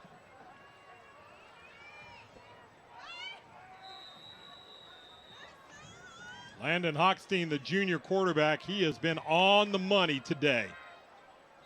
We got movement on the right side. That's Dylan Rank. He's done a really good job as a receiver today, but just jumped it a little bit early. 5-yard penalty, first down. Extremely rare to see receivers jump off sides. A lot of times receivers will leave in some offenses before the snap counts even set in the huddle because you just watch the football. So 1st and 15. And on the crossing pattern, shaking one tackle. And Rodman, Kaylor Rodman, Wilmot slowed him down. Another great job by Norwalk receivers, making the first guy miss and getting some extra yards after the catch. And those yards are vital. It creates, some manageable situations on 2nd and 3rd down. Just an extra 2 yards after the spot where you catch the football can lead to first downs and extending drives. So it really helps kind of help the damage from that penalty. Now trying to sweep that right corner. This is Chase Monroe, and he does so successfully. Yeah, great Erickson's job. the one that pushed him out of bounds. Yeah, and this is something that's extremely hard to do against Indianola because of their linebackers and the speed of their linebackers, trying to outrun them, stretch it out. They've been trying to get these sweeps because they feel that their speed could maybe get to the edge like they did right there. Great job of finding it, and now just third and 1. Now an empty backfield, and Hochstein's going to keep it himself, and his size got that first down. A 2-yard gain, good enough. Boy, I've been so impressed by Landon Hochstein today. Yeah, Norwalk on 3rd down, our great stats team now that makes it 8 of 10 on 3rd down conversions, and that's a backbreaker for defenses. It extends the defense out on the field, gets them tired, and for Indianola, multiple guys are going 2 ways, and so that just adds to the stamina that's being lessened each time that Norwalk picks up a first down. And Norwalk's had to overcome some of their own penalties too. And now Hochstein around the right end, and he got about 5 before he went into the slide.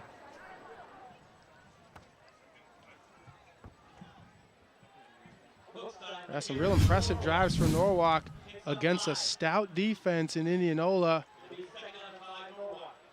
And Indianola, kind of, just how Norwalk struggled stopping the run against Pella. Pella rushed all over Indianola as well, but came away with a victory. Well, they have gotten no pressure on the quarterback at all, and that one is caught. What a catch there on the sideline by Braden Carlson. Great job snatching that football. All hands there for Braden Carlson. Another deep out there, and Norwalk just kind of picking them apart, using all of this space. And Charlie Wilmot backing off, obviously respecting the speed of Norwalk's receivers, but sometimes comes to a point where if you're given too much space, they'll just march right down the field like they're doing. Plenty of time on the clock for Norwalk offensively. And up the middle. Pickup of about 4. Moffitt getting the stop. Number 30. That's Chase Monroe. Gain of 4. Second down and 6. So Norwalk really having their way. It's going to take a big defensive play for Indianola to try to change some of this momentum. So right now, everything Norwalk's doing is positive gains. It's first downs and moving right along. Just a dump over the middle that time to Rodman. And how did he get free? He is still on his feet. Finally brought down at the 30-yard line. Wilmot again on the tackle, but not before Rodman gains 11 and a first down for Norwalk. Yeah, the sophomore, Keeler Rodman, showing some poise there, never giving up. Looking like he was just going to go down with multiple Indianola defenders on him. Breaks free to get the first down. Now a minute to play. Norwalk still has 2 timeouts left, but across the middle, and Rank gets the first down and goes down. They'll stop the clock to move the chains.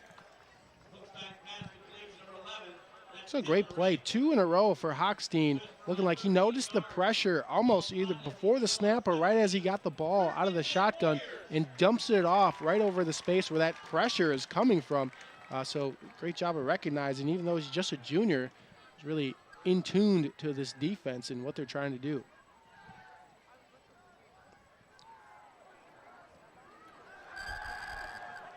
All day to throw and looking, caught and fighting for yardage. Just short of the end zone with Braden Carlson. Yeah, that's one of those situations. His arm strength really helped him out on that one. That was read perfectly by Micah Dewey and could have been about an 85-yard interception for a touchdown. Watch Dewey coming to your screen, just misses over the outstretched hands of Dewey and finds the receiver, Carlson. And sometimes if you get away with it, it is perfect. But right now, Indianola, they're reading some of these plays, but they're just not there, getting their hands on the football and leading to a near touchdown there. Well, we talked about Kolaric as a running back. Watch him defensively, keeping this big fella out of the end zone. Yeah, and Kolaric sheds the block. A really good block by the Norwalk receiver, helping Carlson out. But the strength of Kolaric to break away from that block. I think I saw some video this summer of Kolaric squatting 440 pounds in the Indianola weight room. I mean, this guy has lower body strength, upper body strength. And like you said, I mean, it's amazing that some of these bigger schools aren't quite sold on him. Maybe, they like to look at measurables and height and weight. But sometimes you just look at a guy, if he produces, if he's dedicated, is he a leader? And, you find guys that can go a long ways. They've been told no at every level, and somehow they end up in the NFL, right? Kolaric is a kid that I've only seen him succeed, and no matter who he plays. Last year against Waukee, he had a great game as well, big school, and he has got great heart. First and goal, we got movement. Looks like on the Indianola defensive side.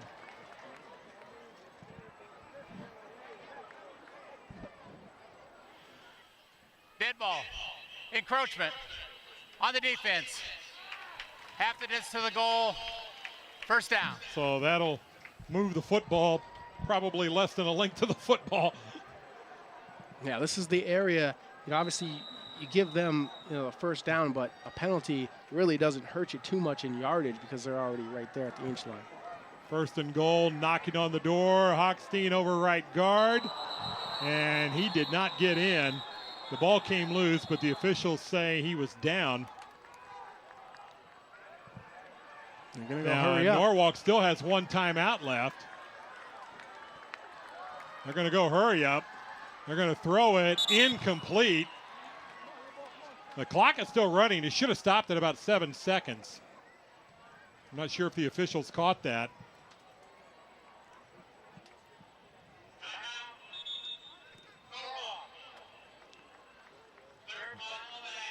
All right, so Norwalk's going to spend their final timeout with 5.4 seconds left.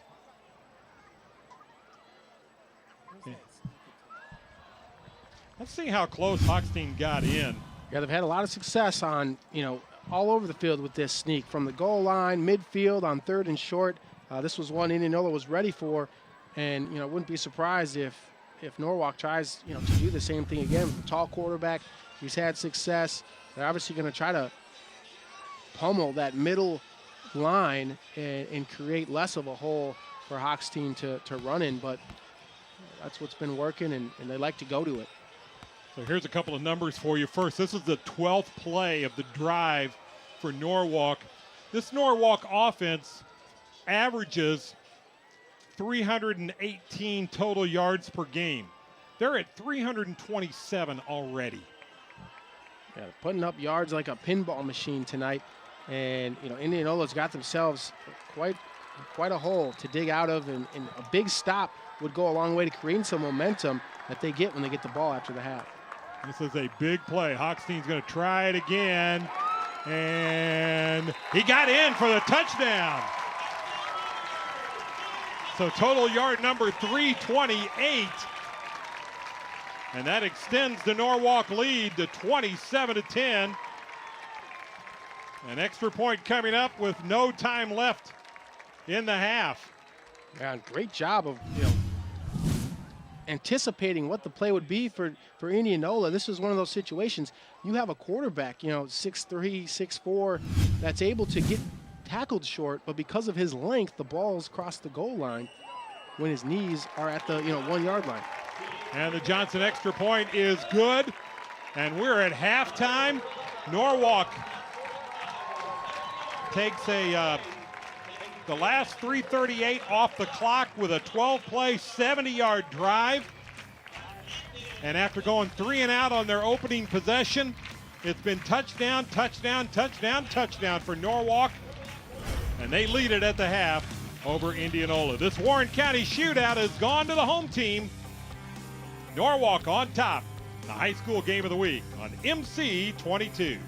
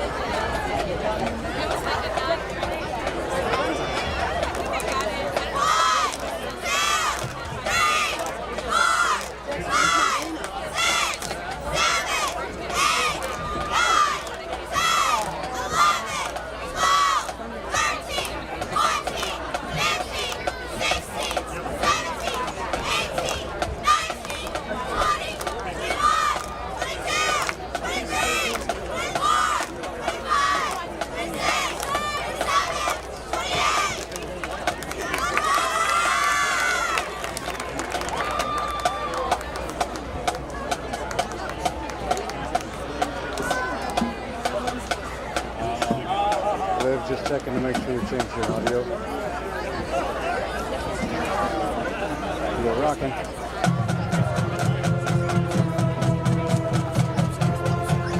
Ladies and gentlemen, the Norwalk Warrior Marching Band has been working hard this year preparing their new show, Sweet Dreams. The show brings together the music of classical lullabies with current pop and rock music. Tonight's performance will include the first movement, Falling Asleep, featuring Hush Little Baby and Sweet Dreams Are Made of These, followed by REM featuring Brahms' Lullaby, REM, and In the Middle of the Night by Billy Joel. The show will conclude with Wake Me Up Inside, Bring Me to Life. This year's band is proud to have 31 seniors giving their final halftime show. You'll recognize them because they won't be wearing hats. Seniors, thank you for 4 great years of halftime entertainment. This year's seniors are Olivia Adams, Emily Davis, Caitlin Dvorak, Casey Egan, Jackson Elliott, Jessica Erickson, Sydney Fisher, Luke Geyer, Anna Huter, Elena Joss, Emmy Jergens, Grant Kimball, Tyler Lamb, Dean Lance, Hannah Larson, Madeline Lepley, Aiden Lauer, Katie Marshall, Grant Morgan, Brianna Neifert, Eli Newland, Caden Pastor, Josh Pearson, Allie Pottis, Freedom Robbins, Allison Schumacher, Brenna Smith, Spencer Taylor, Haley Tracy, Tanner Truman, Olivia Williamson, and Kylie Winkler.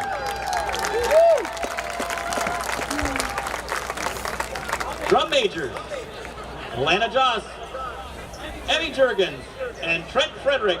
Is the band ready?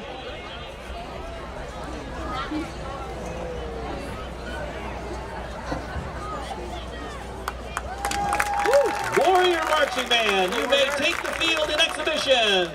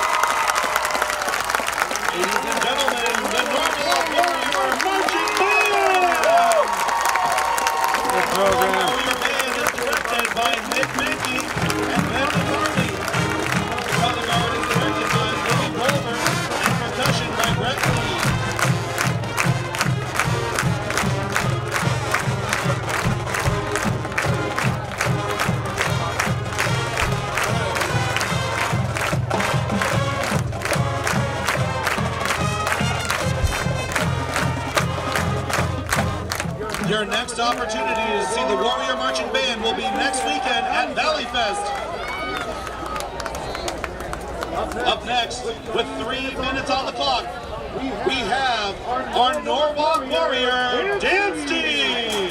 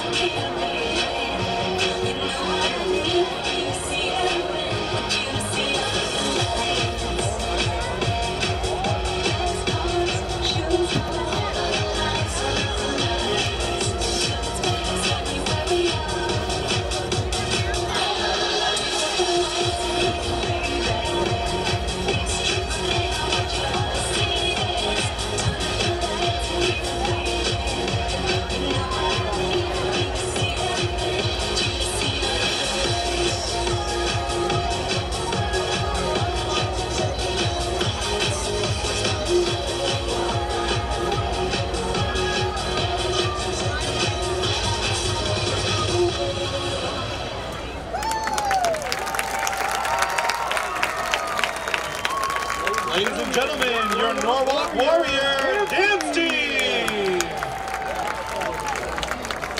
Let's give it up one more time for the dance team, the marching band, and 31 band seniors!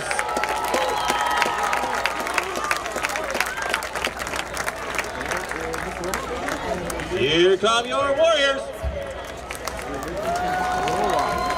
All over the place. This time, getting the interception there and setting up an awesome drive from Hookstein deep to his receiver, putting this right in his bread basket. Dylan Rank with a big catch there, pushed out of bounds by Carter Erickson, and then Hookstein again on a corner route. This one was 3rd and goal from the 25-30 yard line. All they had to do was let it go in front of them, but they get beat deep and then right back again after Indianola's forced to punt. A close pick 6 from Micah Dewey there, but threaded the needle, and then a quarterback keeper, the big quarterback, just lunging in for the touchdown, and Norwalk able to seemingly do whatever they please on the offensive end, punting on their first possession, but then touchdown, touchdown, touchdown, touchdown. It's been tough to stop for Indianola. The undefeated Indians have quite the hole right now, Jeff.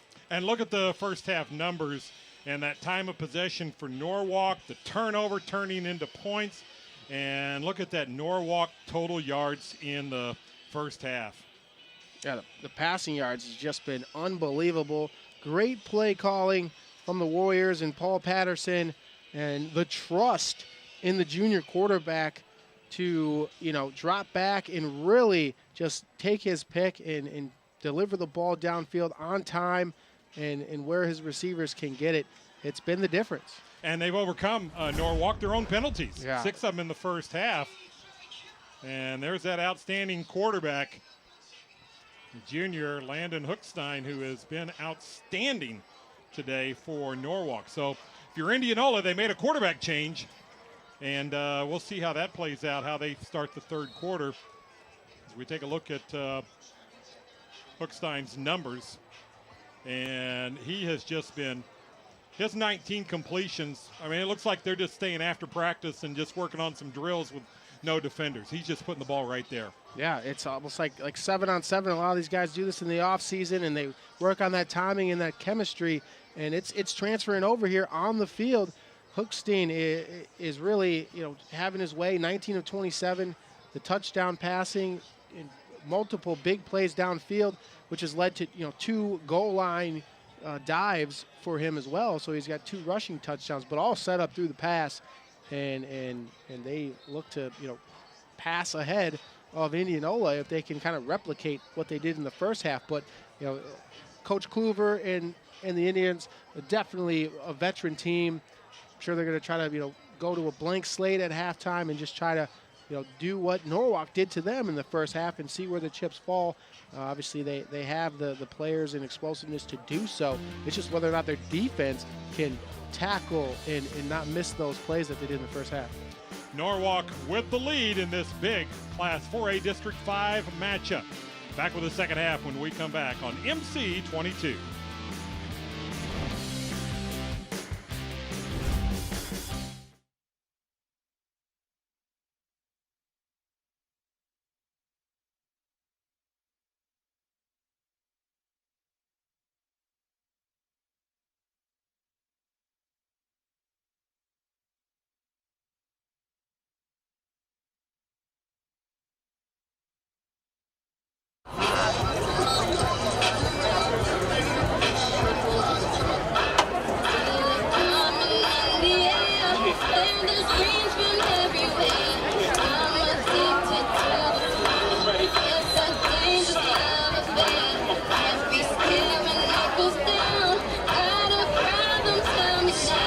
In command. They've got the number 2 team in the state, Indianola, on the ropes here at halftime. But Indianola's going to have the ball to start the third quarter, so an opportunity. This game is far from over.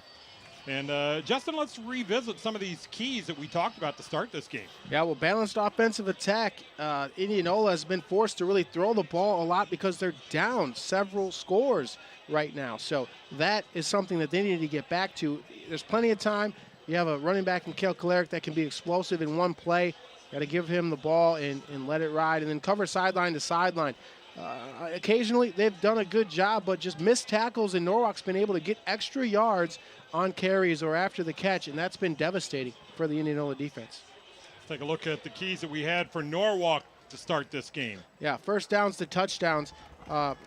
Norwalk averaging 5.4 yards on a first down. That just makes the play calling so much more manageable for Norwalk, which has been amazing. And Indianola containing the run.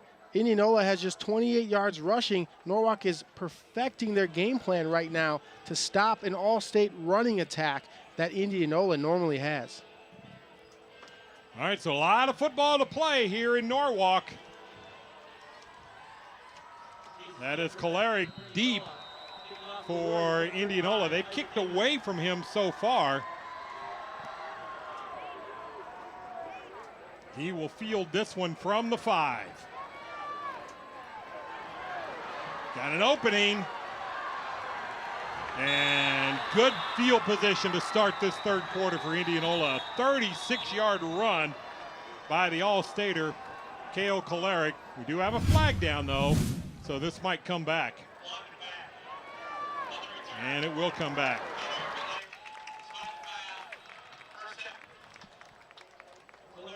Yeah, just another blow there. Man. Yeah, so instead of at the 40,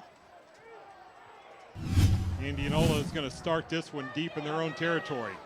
Yeah, trying to set the tone, a great kickoff return. I think that was kind of the epitome of what maybe Coach Kluver's halftime speech was, which is he was running angry because the speech was angry at halftime.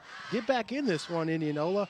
And looks like maybe Kale Kalaric is going to be the guy that they try to give the ball to early, at least in this drive, to try to set a tone.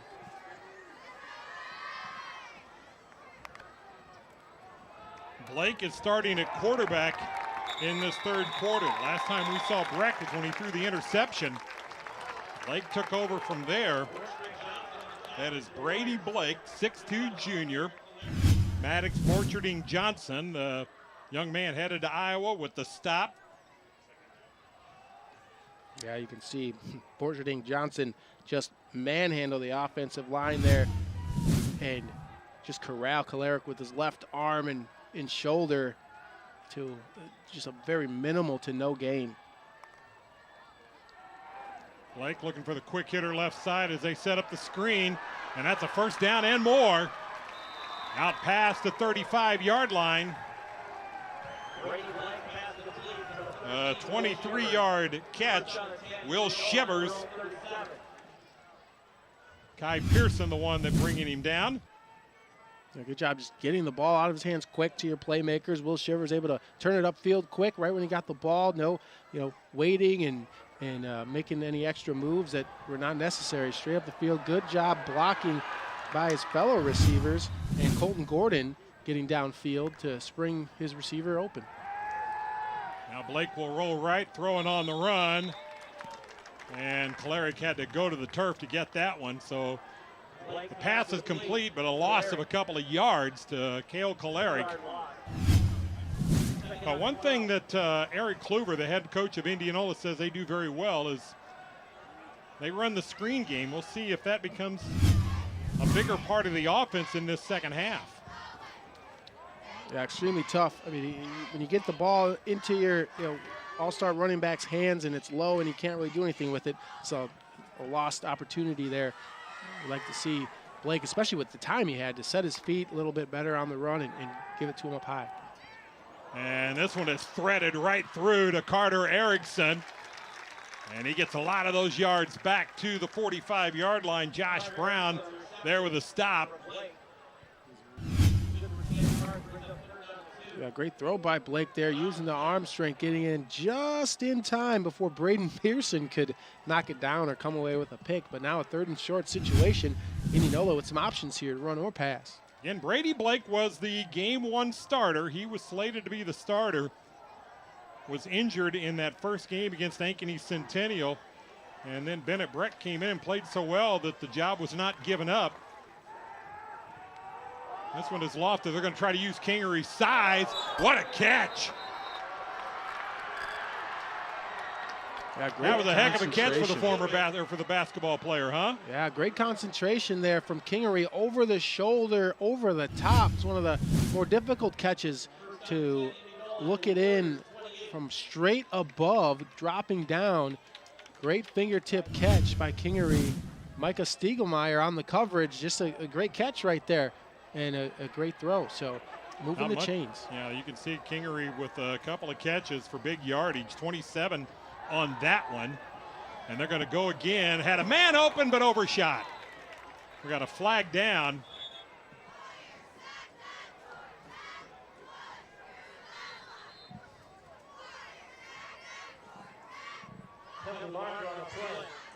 Let's see what the penalty is all about. Defense. That's going to go against Norwalk. Results in a first down. So a first down for Indianola. Yeah, Norwalk in the first half, their defenders, their cornerbacks were being real physical with the Indianola receivers, and I think it really threw off a lot of the timing. There weren't many calls, and sometimes a scheme going into games, it's, hey, be physical, grab, push, pull, until they start calling flags. There weren't many in the first half. Sometimes coaches go at halftime and say, hey, ref, start looking for it. There's Kolaric with a huge hole on that left side, inside the 10, and barrels his way near the 5-yard line. Cole Kolaric with a 13-yard gain. And Indianola doing what they need to do to start this 3rd quarter. Yeah, with that success in the passing game, then the linebackers, they have to start spreading out a little more and more. And now that they have that big lead, you expect Indianola to pass, so they're expecting the pass, and then give it to Kolaric, and he has got a big hole there to open up and get some big gains. That's Josh Brown down on the turf. Kai Pearson with that touchdown-saving tackle.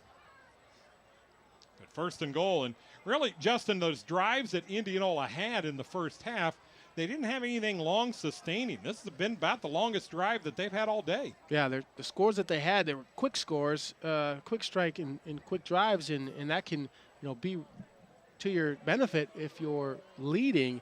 And now they need some drives. They need to keep their own defense off the field, because Norwalk is taking advantage of these long drives, and Indianola guys that are tired playing 2 ways, never coming off the field. So this is big for Indianola, giving their defense a rest and trying to creep back into the ballgame. These 2 teams have had common opponents. Lewis Central, Indianola won over them in week 4, 14-9, while Norwalk lost at Lewis Central in week 3, 31-3. Each team has beaten Pella. Indianola in a shootout in week 3 at Pella won 44-37, and Norwalk beat Pella in the season opener, 34-31. And as you look ahead to Bondurant, Farrar, and Carlisle, Indianola's got Bondurant, Farrar at home in 2 weeks. Norwalk will go there in week number 9. We'll talk about the Carlisle upcoming matchups in a moment, but first and goal for Indianola from the 6. Blake's going to loft it in the air. We've got a flag down. The ball is caught. It is a touchdown right now for Kingery. If this is defensive pass interference, the touchdown will stand. Kingery, with that 6'4" frame, was able to shake off the interference, and a touchdown for Indianola, just what they needed. Yeah, some of that physicality that the corners are playing with now not paying off because the flags are coming out. And, you know, coaches notice things. They have conversations at halftime. Great job by Kingery going up high. Like you said, using that basketball frame. Great throw. Quarterback's getting it up. You don't put it down in his waist where the D-back can get it. Go throw it high where they both have to jump, and your guy has the advantage. And Stark with the extra point attempt. And it is good. So Indianola takes the opening kick. They march it 87 yards down the field, and they get a touchdown. And we got ourselves a ball game here on MC 22.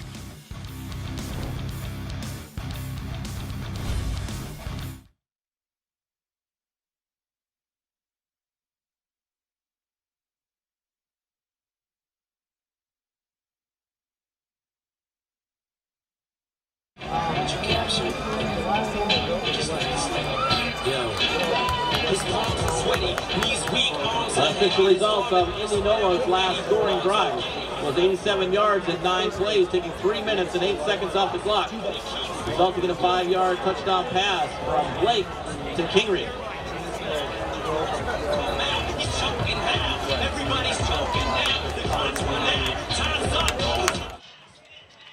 Well, Indianola's got some life now as they take the opening kickoff of this second half, and they go 87 yards down the field. I really thought that drive was longer than 3:17, Justin, but yeah, it's what the Indians needed. It sure is, and it's because their other drives have been so quick. A lot of 3 and outs, or one first down and then punting. That was just what the doctor ordered for Indianola, and they were able to get it to Cale Kalarick multiple times and not just pass, first down, second down, third down. Mix it up a little bit. Get your bruiser in there to kind of beat and wear on those Norwalk defenders. We'll see how Norwalk responds. This kick fielded by Monroe inside the 5. And he gets just beyond the 20-yard line. So a 17-yard return for Chase Monroe. Casey Stecker to bring him down for Indianola. This is a real big drive for Norwalk to try to kind of deaden that momentum Indianola has. If Indianola is able to force a punt, that sideline and the visiting crowd and the student section that Indianola brought, which is a very nice size, will start getting loud, and they'll start feeling like they can get right back into this game. And now, obviously, just a 2-possession game for Indianola. Our pregame conversations, we were given a pronunciation for the Norwalk quarterback, but it is we got it confirmed. It is actually Hookstein, so Landon Hookstein. And they'll hand it off on this first play, the third quarter, and nothing doing that time for Luke Jones. James Naughton there with a stop. And remember, Norwalk went 3 and out to start the game. And then after that, 4 straight touchdowns, including a touchdown with no time left in the second quarter.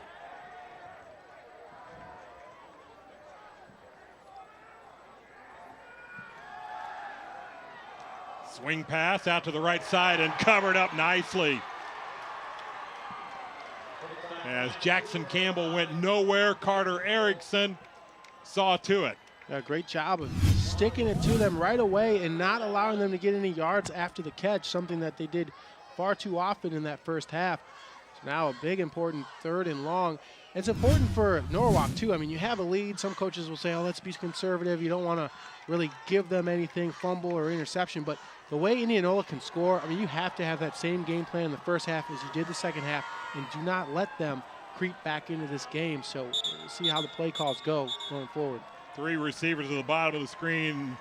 Paul Patterson saw confusion, so he calls his first time out of the second half, and he's going to huddle his team on this 3rd and 11. And as you said, Justin, this is a big call for Norwalk offensively. Yeah, I think he wanted to, make sure his guys are in the right headspace right now.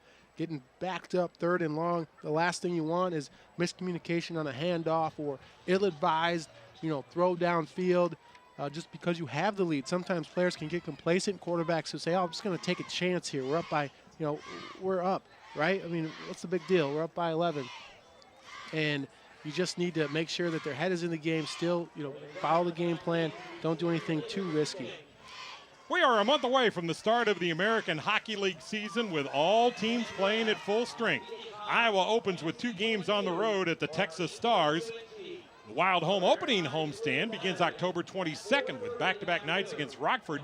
MC22 will have live coverage of the Saturday, October 23rd matchup with the Ice Hogs beginning at 6 o'clock. Catch Iowa Wild home games live throughout the hockey season only on MC22. Hookstein back to pass. Now he's going to keep it himself. Gets away from one defender and runs for the touchdown.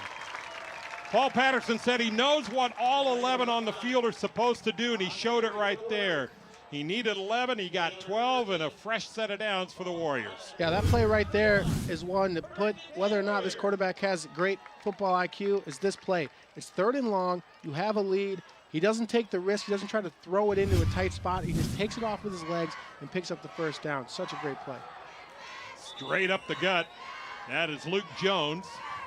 Gets maybe a couple. Naughton again on the stop for Indianola. Now Norwalk's MO has just been long sustained drives in that first half. Indianola with a scoring drive, a little more than 3 minutes to start the 3rd quarter. Norwalk's trying to respond. Hookstein in the gun. Now gets flushed out of the pocket and just dumps it off, but incomplete. It's one of the first times they've really gotten pressure on him, Justin. Yeah, we haven't seen it too much.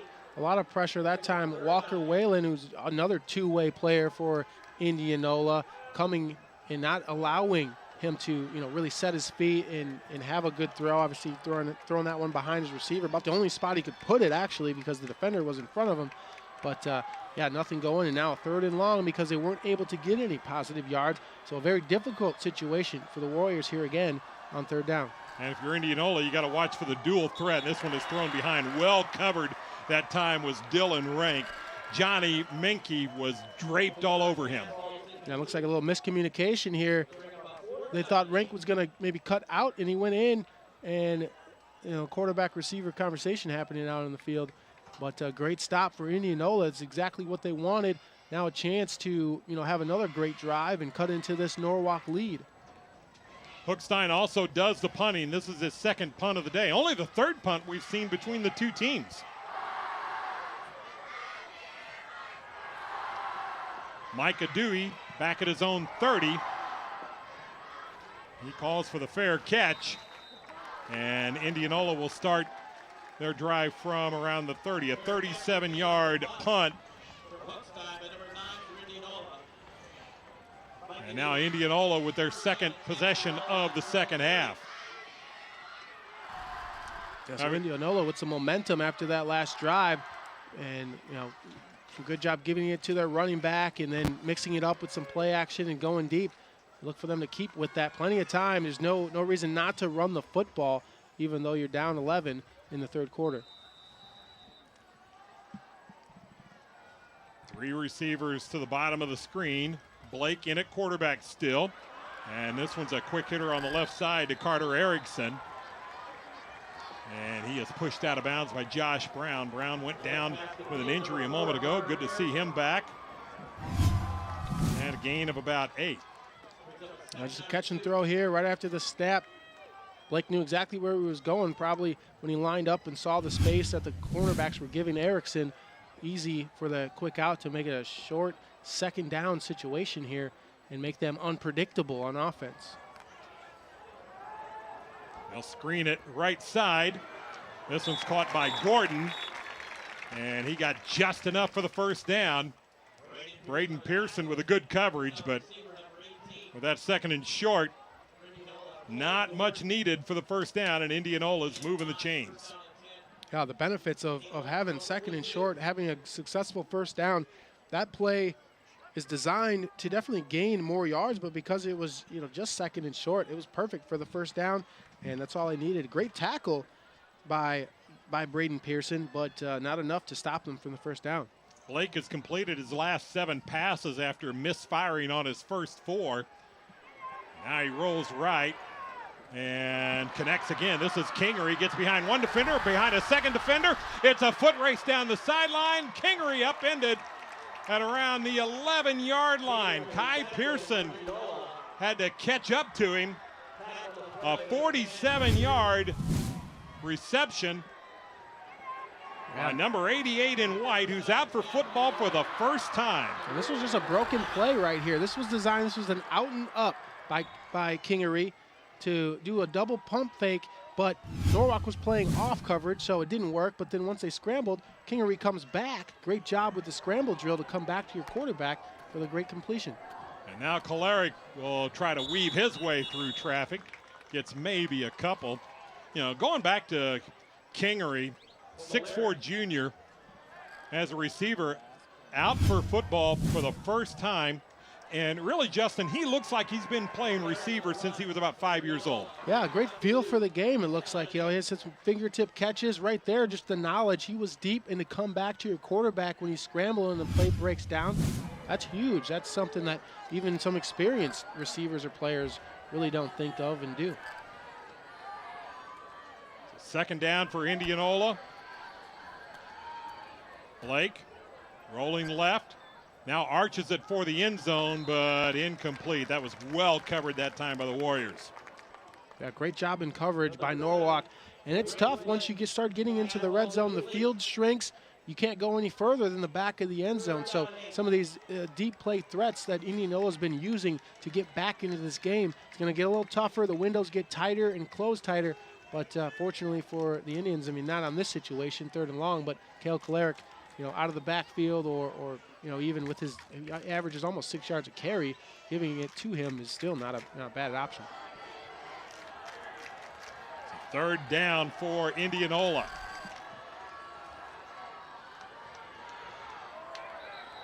And I think too much time. Delay a game against Indianola is going to move them back.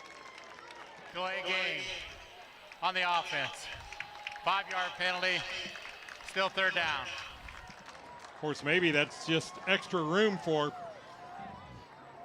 big Drew Kingery to operate between here and the end zone, you know? It definitely frees it up. It makes it a little easier. Like you said, you never like penalties, but, if they were going to pass the ball anyways on that play, it doesn't really hurt them. They're not out of the range of arm strength for Blake to, get this. They're still at the, 14-yard line. But, yeah, that big body, we look for him matched up one-on-one with Kai Pearson. Spread formation, 2 receivers on each side. Kolaric the lone back. And slant pattern, caught, touchdown, Kingery. Great play call there. Instead of going deep to Kingery, they send him from the outside to a slant, and they take their slot receiver, Colton Gordon, and run clear outside towards the end zone, which frees up the space here. You can see right there, 18 coming on the wheel route, freeing up the middle of the field for Kingery. Nice play call and design to kind of manipulate the coverage. Now Stark with the extra point attempt.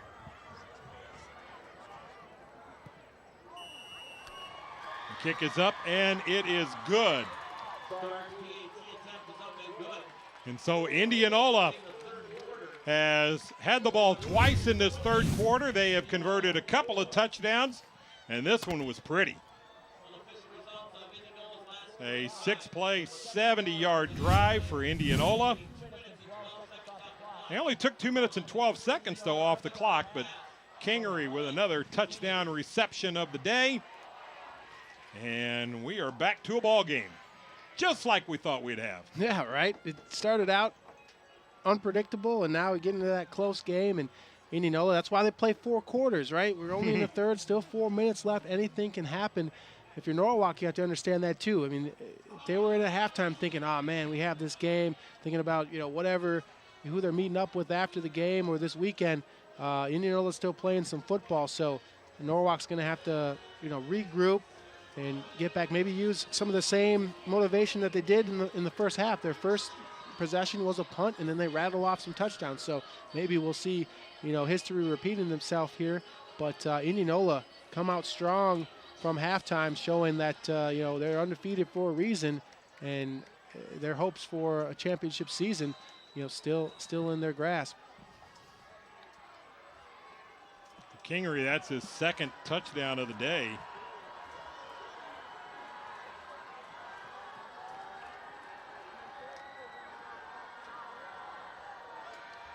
And Stark to kick off. Monroe again from the 5. This time a little operating room and brought down at around the 27-yard line, a 23-yard return. Josh Eilers making the stop.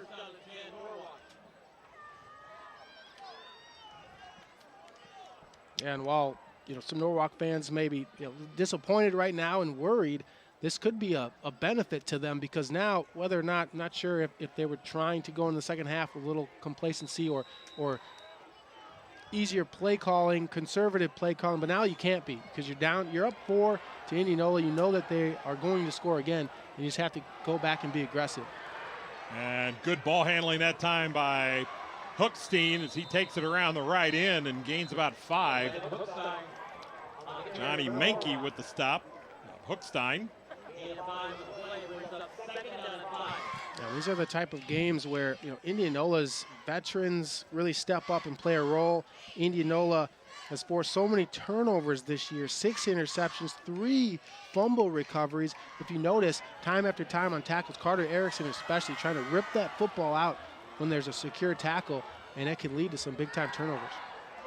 And it's across the middle. Dylan Rank with the reception and the first down. Kolaric there on the spot defensively, but not before Rank hauls it in for a first down. And now Norwalk starting to move. Yeah, and this was a great play-action call and probably a sigh of relief for Norwalk now to pick up a first down, a little bit more breathing room, change of downs, first down, and maybe they can relax a little more. Monroe trying to get around the edge, and not much doing that time as Carter Erickson just wrestled him to the ground. Yeah, great job flying to the football by Erickson there, all the way from across the hash to the sideline and wrangling it up the ball carrier by himself. That is, why he's one of the best tacklers in 4A, and just a force to be reckoned with. He is all over the field. So a loss of a yard. This game's only had 1 turnover, and that was the Breck interception. It led to a Norwalk touchdown, but it's been a pretty clean game otherwise. And now Hookstein rolling right. He's going to keep it himself. He's got all kinds of daylight on this left side. And he gets the first down. Boy, it's just got to be frustrating if you're Indianola. You've got him bottled up. 16 yards later, he's got a first down. Yeah, it's so tough. He's so smart back there. They run spread formation, and so he knows, hey, if my receivers are covered, we have 4 wides. That means that everyone's covering someone. There's nobody else rushing because my 3-man front, they're being blocked by my linemen. I have space, so instead of forcing it in there, he tucks it and runs it. It's a great decision by him. Hookstein looking for a corner route, and it's broken up and incomplete. Looking for Rank. Kolaric played that very, very well. Yeah, great job by Kolaric coming on over. A little bit too much of a loft there. We haven't seen, too many things to knock Hookstein for, but just a little bit too much air where Rank had to slow down. You could see the ball put behind him on his right shoulder. It should be to his left shoulder, more towards the sideline, and that could have been a first down for sure. Yeah, Hookstein needed to be perfect on that throw. He was perfect in the first half, wasn't he? Now quarterback draw. And Indianola had him contained that time. as Chance Yates leading the charge defensively. Yeah, just a couple of yards there. Now 3rd and long. And a very important chance here for Indianola to stop this drive here close to midfield. 3rd down and long as we near a minute to play in the 3rd quarter. Hookstein, and broken up, incomplete.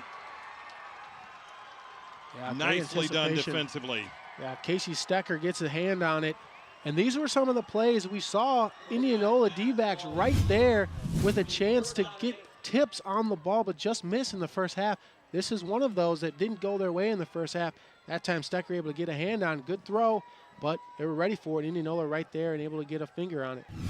And when your quarterback is the punter, if you're Indianola, you're not sure how to play this. But it looks like that Hookstein, they've got people spread out. It's like they're going to go for it. Nope, he's a quick kick it. It's down that right side. And it takes a hop favorable to Indianola in the end zone. And a 42-yard punt, but a net 22. And Indianola will take over at their own 20. If you're the Indianola defense, you really don't know how to play that when he didn't really line up deep like a punter. Yeah. But yeah, about a little bit longer than a shotgun snap, but shorter than what a punter would normally do. So giving special teams coaches fits right there, and you really you have to prepare, just keep your defense out there in those situations and forget about having a punt returner just because they have their quarterback out there. Well, Brady Blake engineering this Indianola offense. He has done well in relief. This ball though tipped and intercepted. What a play by Caden Johnson. His first interception of the year, and this is big. Yeah, great job, Caden Jackson. He's being blocked. He was not going to make a play unless he got active with his hands and tried to tip that, and that's exactly what he did. Never think that you're out of the play when you're on the field. Right there, I mean, he's being blocked downfield. He has no chance to get a sack, and there he goes, putting his hands up there. Bryce Moffitt was all over him, but it didn't matter. He saw where the play was going. Very intuitive, getting his hands up. You never know what can happen. Great play there. So the second Indianola turnover of the day. And now Hookstein getting pressured, throws on the run and complete. That is Rodman with the catch. Charlie Wilmot on the coverage. Great job by the receivers. Rodman especially was staying active and continuing to run. Looks like the play was dead a couple of times, but Hookstein able to just scramble and find some space, get out of the pocket, and deliver that throw.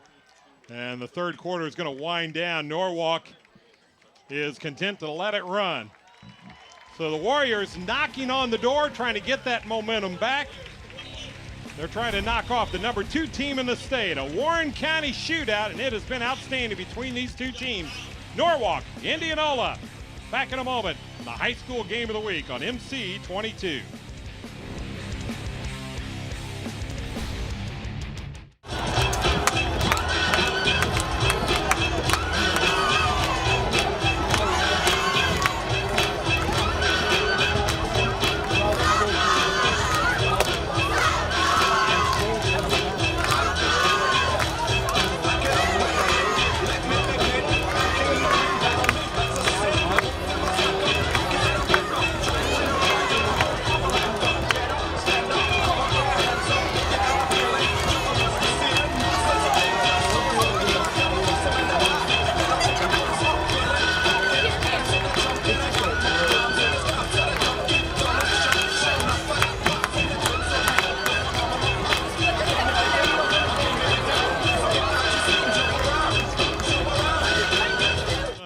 Blake's been outstanding for Indianola.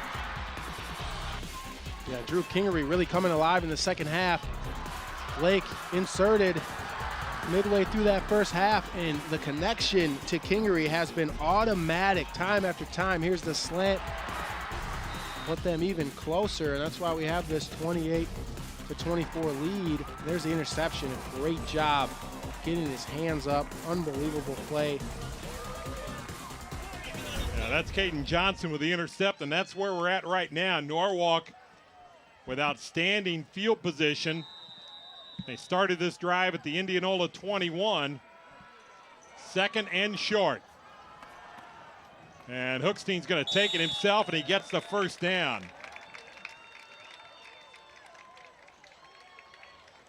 Landon Hookstein is their leading rusher. So not only does he throw the ball well, but finds openings on the run. And now it's first and goal for Norwalk. And a lot of those runs today have been when the passing play breaks down, he just takes off on his own. So some smart opportunities for him. And now he gets flushed out of the pocket. He's going to take it himself and take it inside the 5 to about the 3-yard line. Johnny Minke was able to slow him down finally, but boy, I tell you what, that's just a lot to try to bring down a 6'3", 200-pound quarterback with good running instincts and a head of steam.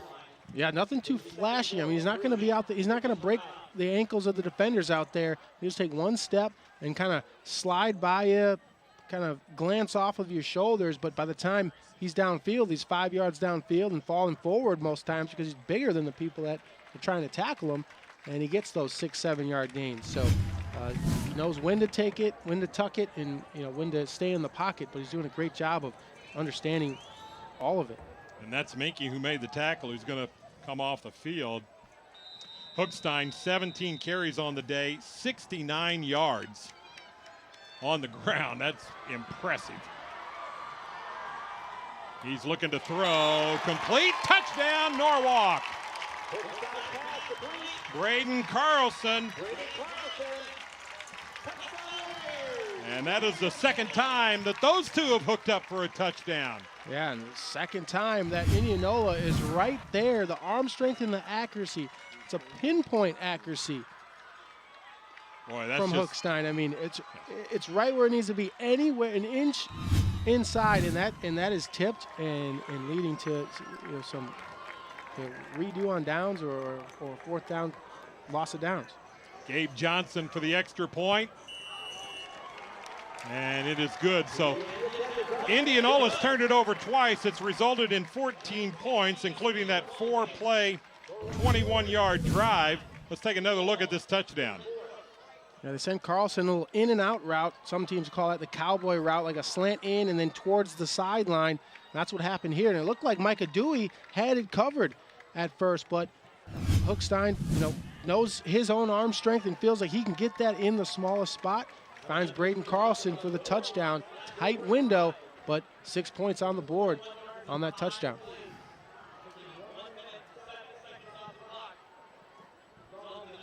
Carlson now with 7 touchdowns on the year. He came in ranked 5th in the state in receiving touchdowns. And that number obviously is going to go up when the new stats come out next week.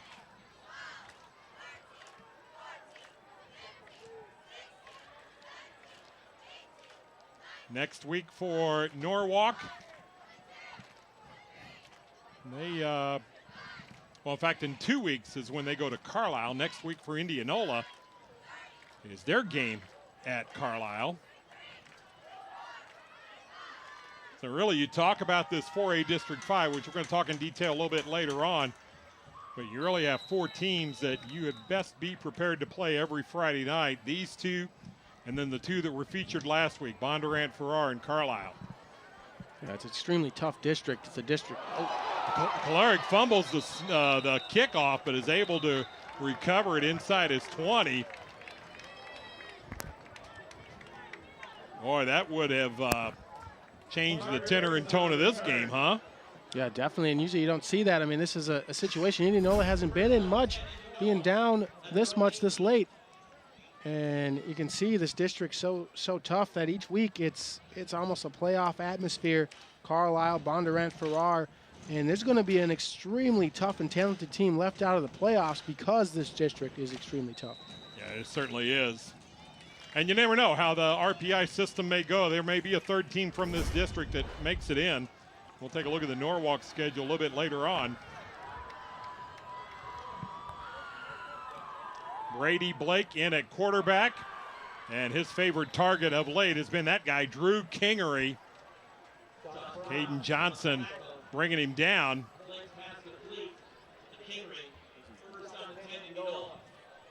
Kingery already well over the 100-yard mark today and a couple of touchdowns. Yeah, an explosive receiver. You see that 13.7-yard average. I mean, every time he's touching the ball, that's a first down.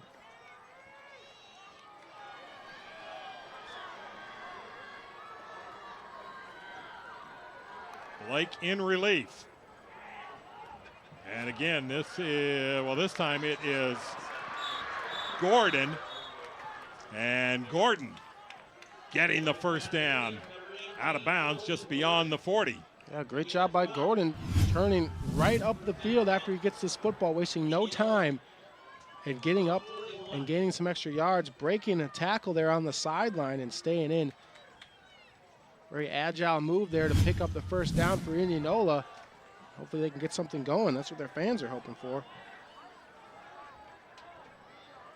There are Brady Blake's numbers on the day today in relief. This is Kalarick up the middle, and he picks up about 4. Now, it's been tough for the running game to get going when Indianola's been playing from behind and kind of forced to put Kalarick on the shelf and kind of use him, blocking when blitzes come from Norwalk or out of the backfield, but really rendering him useless almost because of this lead that the Warriors have built up. 4 wides, 2 on each side for Indianola. And now Blake getting some instructions from the sideline. Play clock down to 7.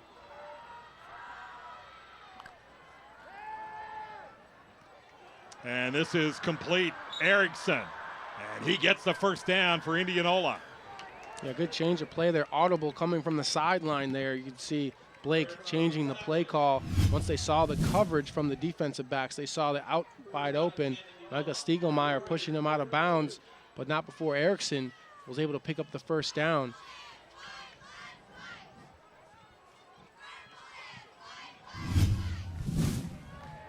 Now Indianola sending 3 wides to the right.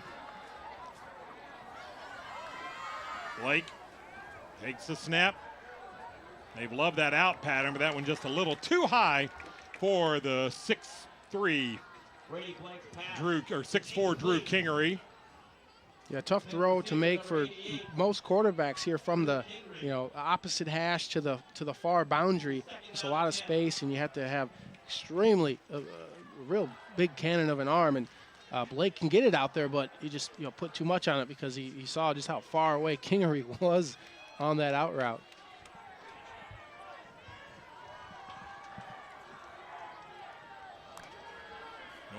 Indianola has scored twice in this quarter. That one almost could have been picked off. That looked like a miscommunication between quarterback and receiver. Justice Williams would like to have a do-over on that one for Norwalk. Yeah, another one chance interception going, bouncing the right way for Indianola here. Could have been picked off, but yeah, like you said, miscommunication. Looked like Kingery was almost running a corner route, but with that, running a corner route when you have such a small field to work with, looks like Blake really wanted them to keep going forward on a fade route, a deep go route. So Norwalk not pressuring. They're going to try to keep everything underneath, and Erickson has stopped short of the first down. But I'm kind of guessing this is 4-down territory, as Braden Ross is the one that pushed him out of bounds.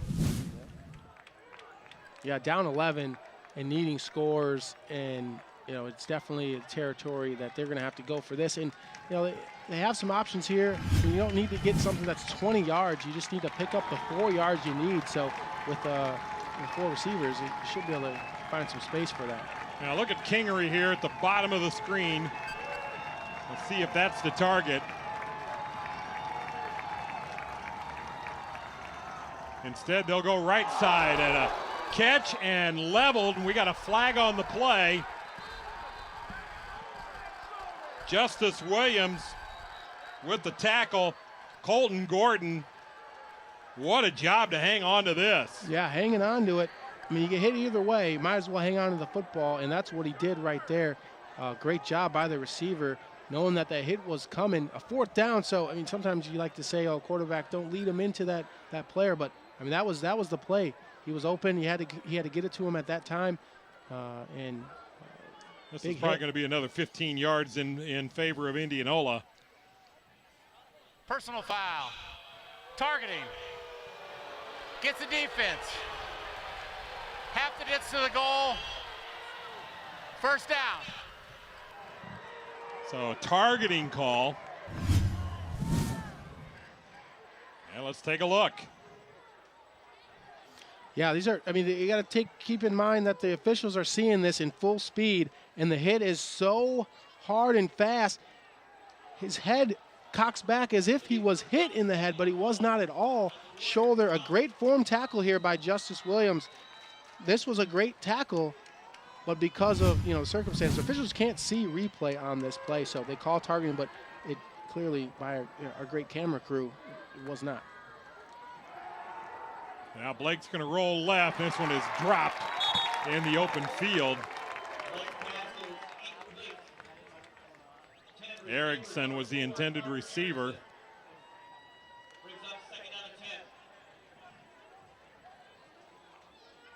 Yeah, even though there's 9 minutes left, it's almost like, I mean, this drive, this could be the game for Indianola. They have not proven that they can stop Norwalk's offense.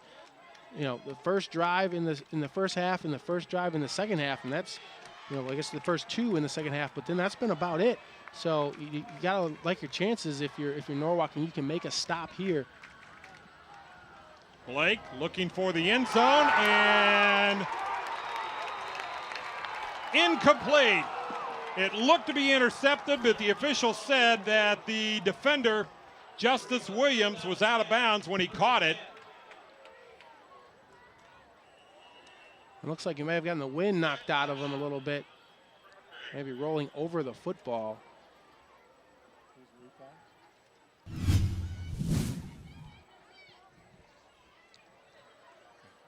Great job anticipating the play here. Yeah, he just was not, when he went to the ground, he just was not able to have control of it, it looks like. Yeah, still trying to, there he got it, but he was out of bounds. A good call there by the officials right on the spot.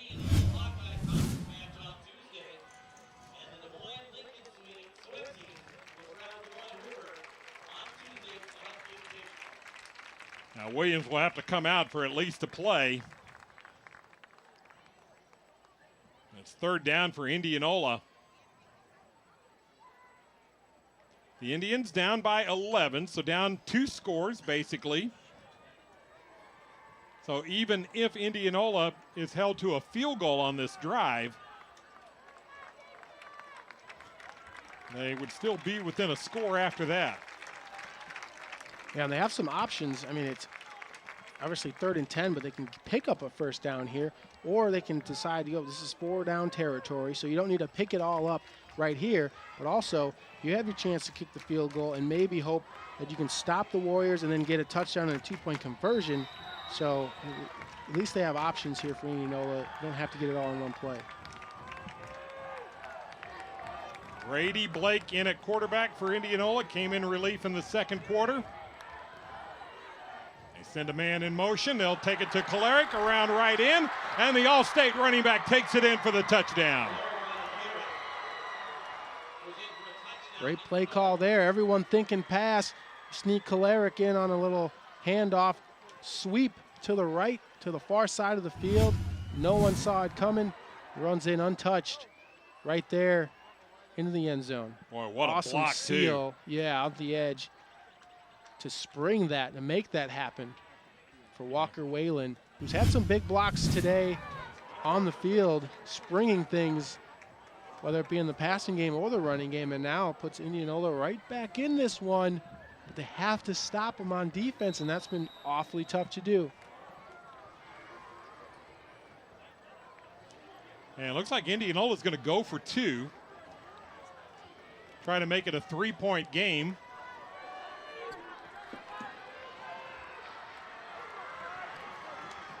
So a tight formation with one receiver on each side. And Blake's going to look to throw, and throws. Flag is down in the near the goal line. The try is no good, but let's check the flag. The flag came in very late. Ineligible receiver, downfield. So that's going to go against Indianola. That's going to be declined, and we've got ourselves a 5-point game. So it was Indianola that was able to successfully defend a Norwalk 2-point try to preserve last year's win. And this time the tables are turned. Yeah, and really no choice. I mean, Indianola made the right choice to go for 2. And you kick the extra points, 31-35. A field goal doesn't help you. So, I mean, this is great to try, give it a try. Otherwise, you're stuck in trying to get a touchdown anyways. But a big opportunity here now. This drive is everything for Norwalk. Try to give themselves a little bit of a cushion. And even a field goal would go a long way, force Indianola, if they do score, to get a 2-point conversion. So just points on the board, important. Well, we showed you before the Indianola remaining schedule. And when you look at Norwalk after this one here today, that October 22nd game, that is actually the Bondurant-Farrar game. So week 8 and week 9 for Norwalk. What a way to wrap up their regular season. Yeah, it's a wild season to end, and they've already faced some wild games. That's the early September game against Lincoln. It started at Lincoln, lights went out. It finished here at Norwalk. They've had to deal with everything. It was one of the craziest things I had ever heard about. Yeah, and for Norwalk, that was their first win over a city school ever when they beat Des Moines Lincoln. And actually, it was their first win over Pella since the 80s. Total yards now favoring Indianola after Norwalk dominated that category in the first half. Out to the 34-yard line goes Brown. 20-yard run back for him. And now it's Norwalk with 8:40 to play, trying to build on a 5-point lead. Yeah, they have to keep your foot on the gas pedal here. Indianola has some momentum. If you get conservative and try to think, okay, we can just get it across midfield and then punt it and pin them back. I mean, they have the playmakers to drive all the way down the field. So this has to be regular, as if the game is tied type of drive. Landon Hookstein finally gets pressured and sacked. He has not faced pressure a whole lot today. Walker Whalen with the sack for Indianola. That is his 4th sack of the year. Yeah, Walker Whalen comes on in, beating the block from Grant Kimball there on the edge, number 72. And Whalen, who sprung the block for Kalarick on the offensive side, comes in on the defensive side and gets the sack, doing double duty. Hookstein calling out the signal. Now a quick hitter. They set up the screen for Carlson, and Indianola read it well. Pending for a loss. Whalen again. We got a flag late, and it's on the sideline. This may be against Indianola. There's a penalty marker on the play.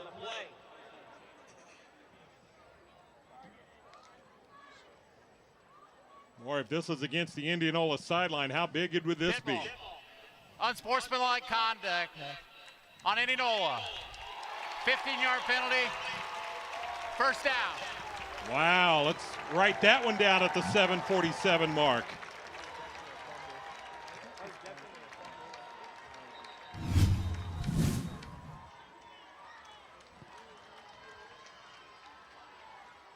You can see we're all bottled up, and yeah, that's a fumble.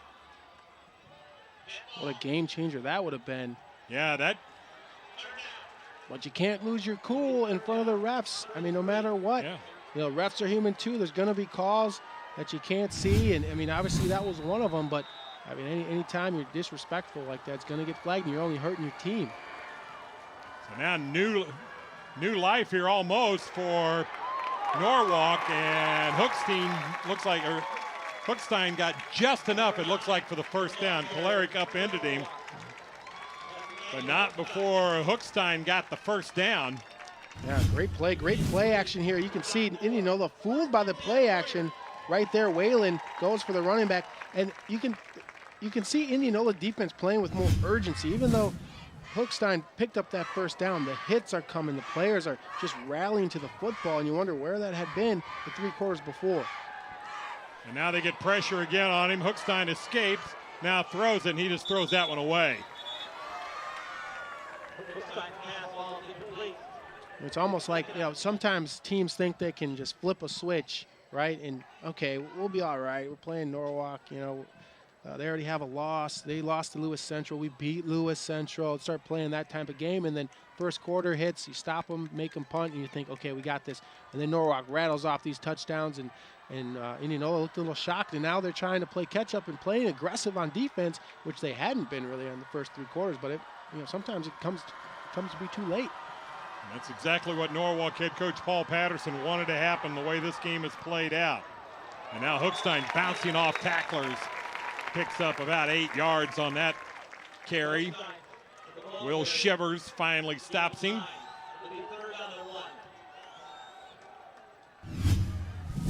Yeah, when things have broken down, they're just calling straight quarterback reads. Let Hookstein go where he wants, and he hasn't been able to be stopped. So this is a tough third down here. We'll look for more of the same. Hookstein with his legs or through the air, the ball's going to be in his hands, and he's going to have the choice. He's been their best runner. He's thrown the ball very well. This one sideline caught, first down. A nice catch there by Braden Carlson. Casey Stecker there defensively, but not before Carlson with a first down catch. Yeah, this was just an awesome play call. Just a quick stop route. You have the receiver go hard like he's running a go, and then quick stop and hope the quarterback can deliver on time outside ball. It has to be perfect because the D-back is often right there like he was at that time there. Casey Stecker with some good coverage, but just couldn't get it. Stein, slant pattern, broken up, almost picked off, but incomplete. Micah Dewey looking for his 2nd interception of the year. And that's when, depending on your arm strength too often, can hurt you. Luckily, they're not able to make this interception, but that was a tight window there again, and we've seen them make a lot of those where they're almost tipped and almost picked. That was one that Indianola had to have because those chances aren't coming on too often. One of the few times that Hookstein has misfired on a pass today.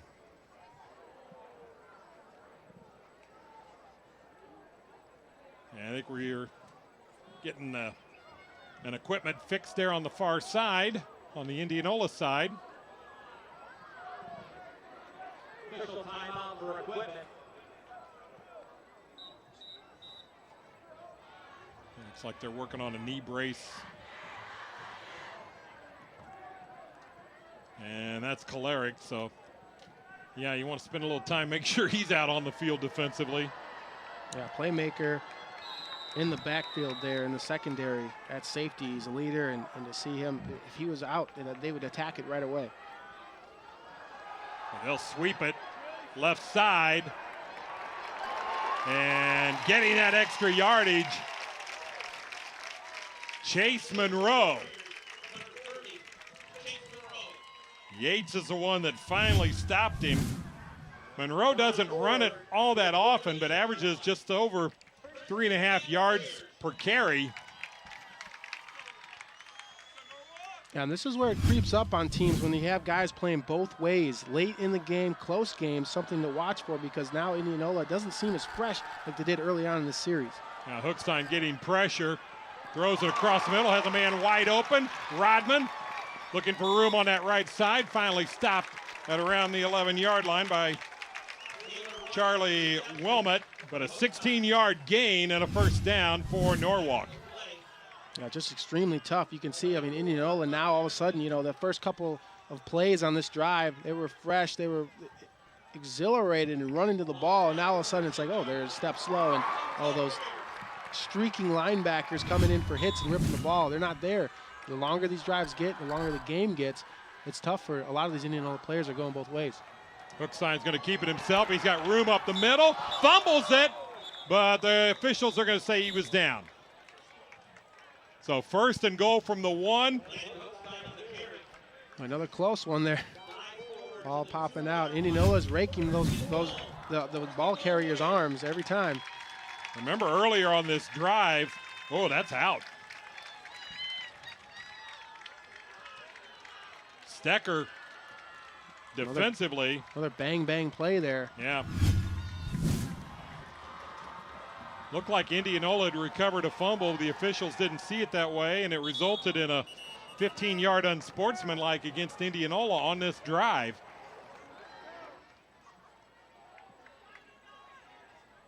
And now with the clock really winding down, Norwalk is using as much time as possible. But a touchdown here would be big. Yeah, and if you're Indianola, you have to stack the middle of the field because time and time again, Hookstein is gone with that quarterback keeper right up the middle. So they snap it with about 12 on the play clock, looking in the corner, incomplete. And the clock stops, and the Indianola side is saying thank you very much.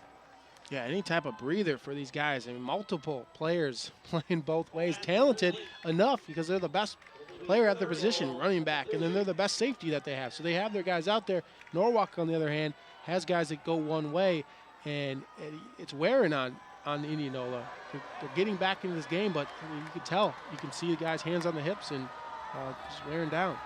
This is the 13th play of the drive, and it's 3rd and goal.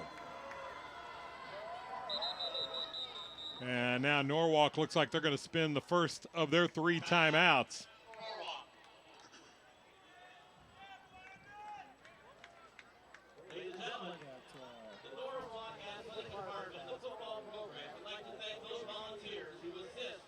So we've talked a lot about how competitive this Class 4A District 5 is. And as we kind of look at how Class 4A is working, it's an added class this year, so 36 teams, 6 teams in each district. So the champ and the runner-up from the district are in, and then 4 at-large qualifiers. Those will be based on RPI. And this Class 4A has been a blessing to schools like Norwalk and Indianola, if nothing else, to travel. I mean, Norwalk in the past has been in districts where they've had to go as far as South Tama and Centerville. Indianola had been in 4A before in the large class, and they've had to go from Ottumwa to Sioux City to play. Yeah, great for the parents and the fans to be able to watch their teams play when they get to the district play. Just all around creates a better environment. When you got some regional rivals, Bondurant, Farrar, Indianola, Norwalk, Carlisle, all pretty close to each other. Boone and Perry, pretty close to each other. Here we go, big 3rd and goal, incomplete, but a flag is down in the end zone. Multiple flags. Looks like pass interference against Indianola. That's a little grab from behind. Sometimes D-backs like to get that left arm grab on the back of the receiver to pull themselves to try to make a play on the ball. Looks like that might have happened right here.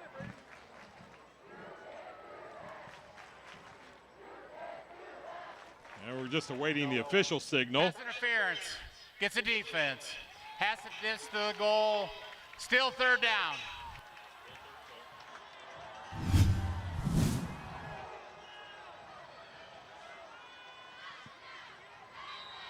That's really tough to see from our angle. Hochstein's going to take it himself, and not sure he got in. No signal yet. Now there's the signal, touchdown.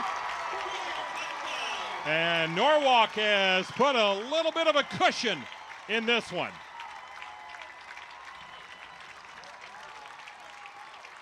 Another great play, quarterback keeper by Hookstein, right up the middle, going where they see it coming, and they just couldn't stop it. Charlie Wilmot right there, with a big quarterback barrel in your way. He makes the tackle, but his momentum just carries him right into the end zone. Now the important extra point is up, and it is good. So that means that Indianola now is going to need 2 touchdowns with 4:04 to play. A 13-play, 66-yard drive. Indianola scoring drives in this second half have been in the 3-minute and 2-minute variety. That was a 4-minute, 44-second drive capped by Landon Hookstein, who has run for 3 touchdowns and has passed for 3 more. Yeah, and some big third down conversions on that drive, taking advantage of a defense that's been out on the field so much in this game, and the Warriors taking advantage of it every snap. Now, this is something Indianola this year far more prepared to, it'd be a big comeback, but to come back in the situation. Last year was all running game. Cale Kalarick, hand off the ball, long drives, or a big play through the running game. But now with the, development of Drew Kingery and the deep ball that they have, and they can make some quick play scores like they did in the first half to initially take the lead. But they're going to have to go to the air. You got to think that Norwalk is expecting it. But with that size advantage, you just have to think you can throw it up and try to get something quick to kind of put yourself back in this. A line drive kick, and Kalarick has to pick it up at his 5. He's going to have to do something creative, and not able to get past the 15-yard line. Just a 10-yard return that time by Kalarick. Justice Williams finally there in on the tackle. And now Indianola's got to put points on the board. They have to have a touchdown, and it has to be quick. Yeah, they have to be aggressive and take some chances here, which, Norwalk has had some opportunities, and they try to undercut some passes. Justice Williams in the end zone just, a couple drives ago almost came down with one, and they're going to be ball hawking and expecting Indianola to go to the air. Blake being flushed out of the pocket. What a grab that time. A one-handed grab by Kalarick. Ends up only getting about 3 yards. Clock continuing to run. Indianola does have 2 timeouts. Braden Pearson there on the stop.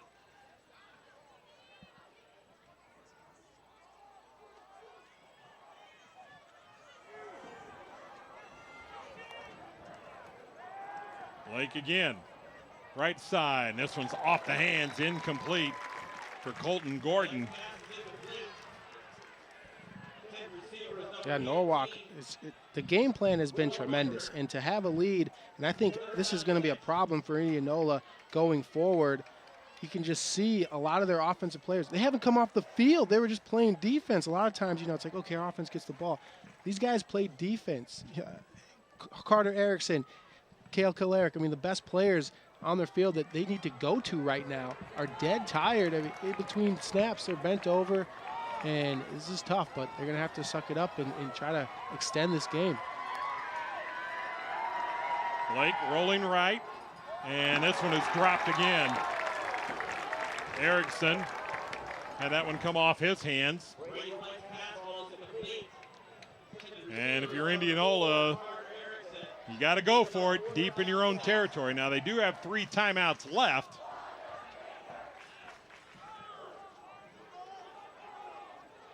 Norwalk trying to upset the number 2 team in the state.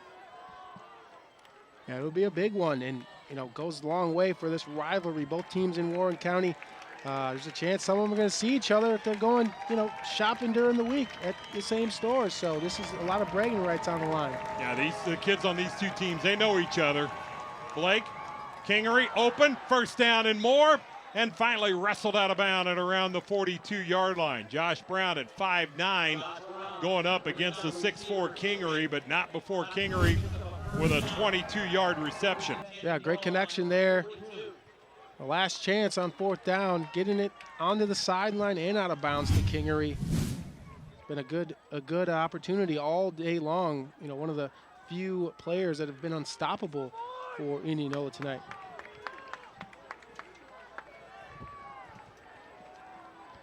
Blake, 3 receivers to his right. He will roll right. Throws against the pressure and short hop his intended receiver, Erickson.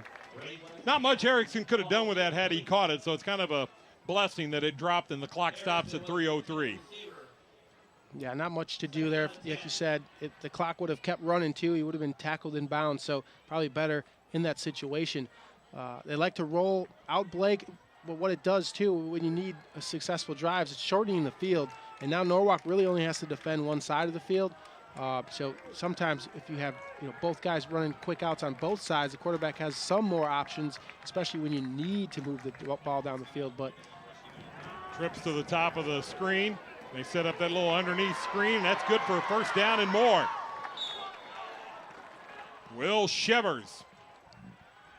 He moves the chains. 14-yard reception. Justice Williams. How many times have we called his name today defensively? Yeah, a lot of these Shivers guys is down. A lot of these guys will have to hit the ice room hard this week. I mean, there's been some big hits. A lot of these guys playing both ways. From opening snap to the end of the whistle here in the fourth quarter, there's been no time to get reserves in and get guys a rest because of these two teams and how talented they are. Yeah, and it's just been unseasonably warm over this past week, too.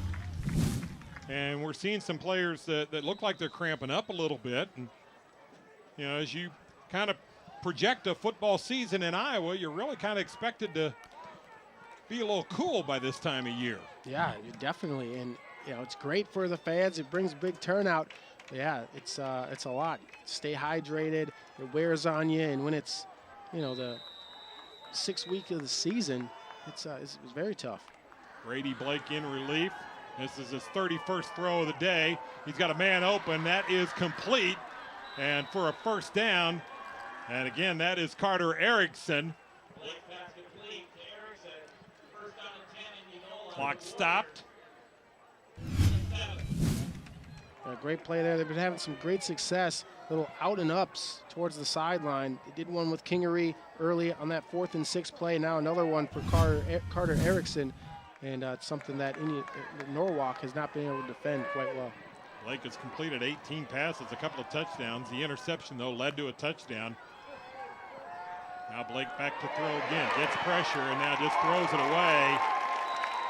And they're going to throw a flag, intentional grounding.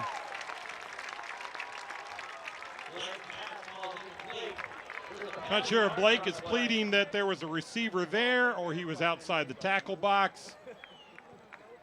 But neither of those will suffice. On the quarterback. 5-yard penalty from the spot. Loss of down. Yeah, tough play right there. Blake thought he was outside. It's a new rule. High School Association is allowing quarterbacks to do, but you still have to be out of the tackle box to do it. Iowa, one of the few states that is experimenting with that. And it's led to some confusion when quarterbacks throw it away this year. Fans and coaches yelling for a flag, but that time he wasn't outside of the box.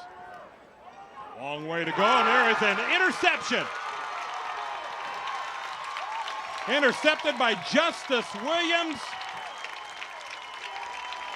His 2nd interception of the year. 3rd interception that Norwalk has been able to gather.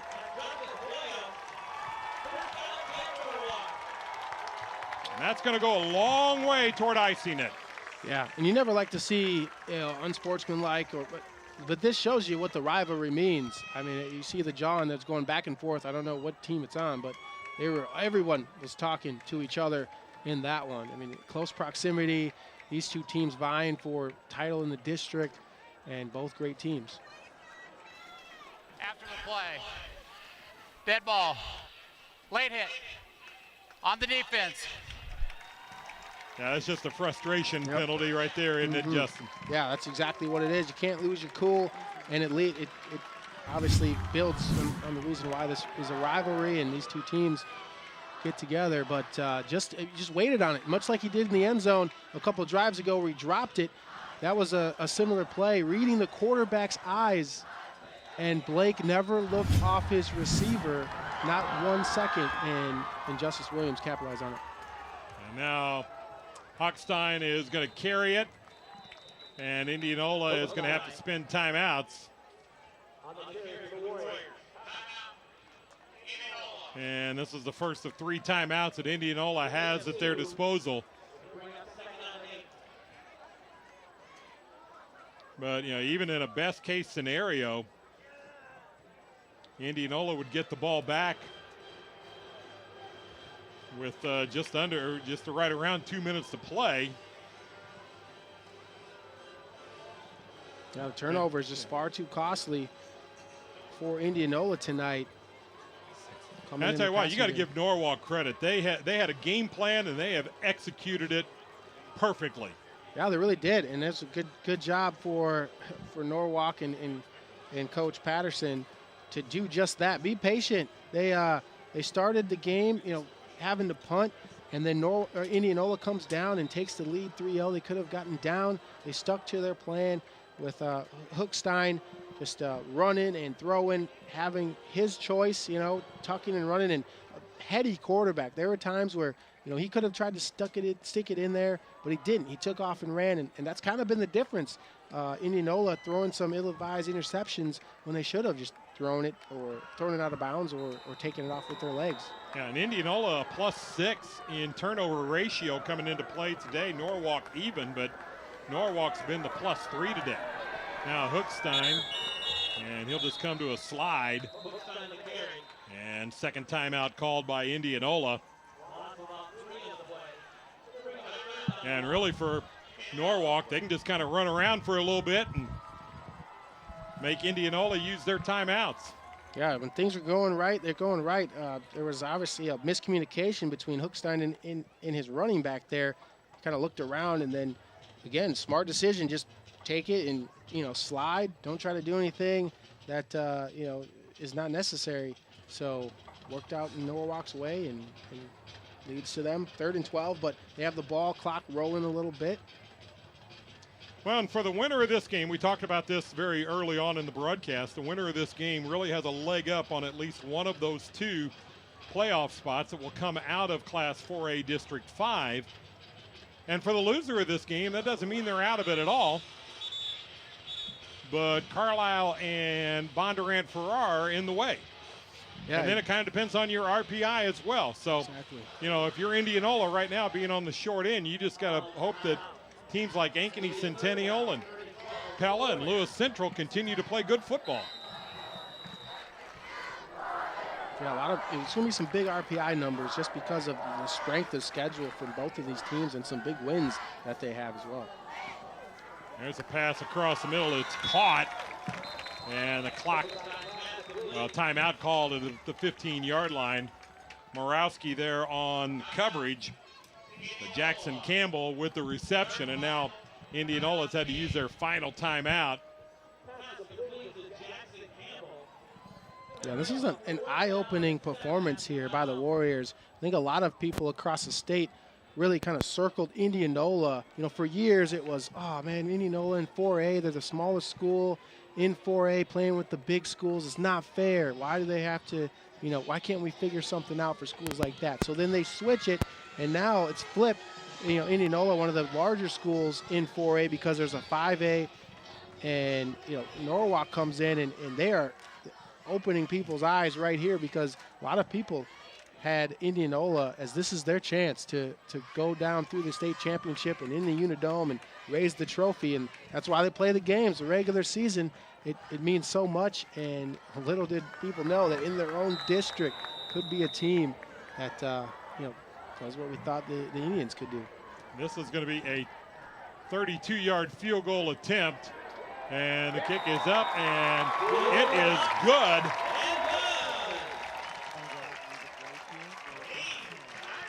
And so Johnson with the field goal, and that puts Norwalk up by 15.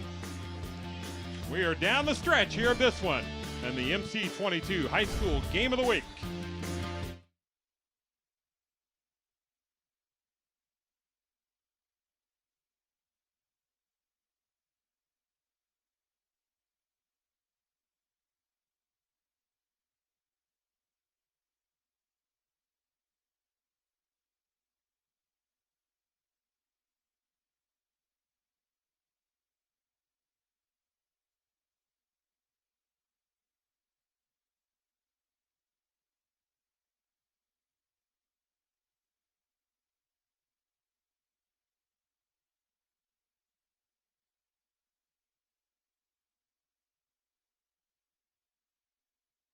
Well,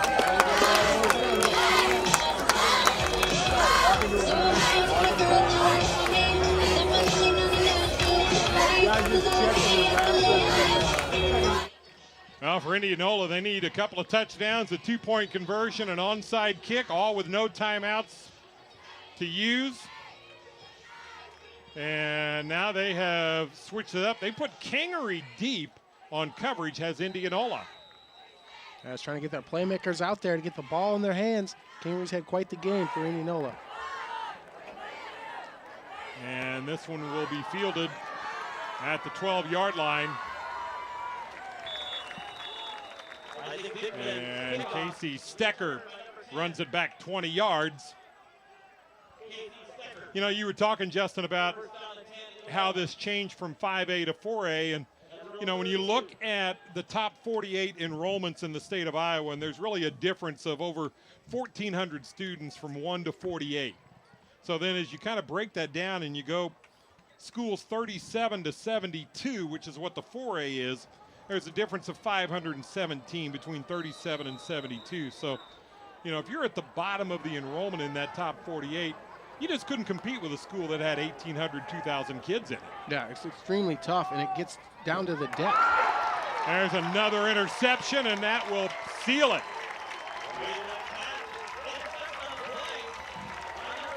Yeah, it's just having to go to the well too many times. Kingery on the sideline, you know, running that route. They've had so much success, and I mean, you're keying in on it now.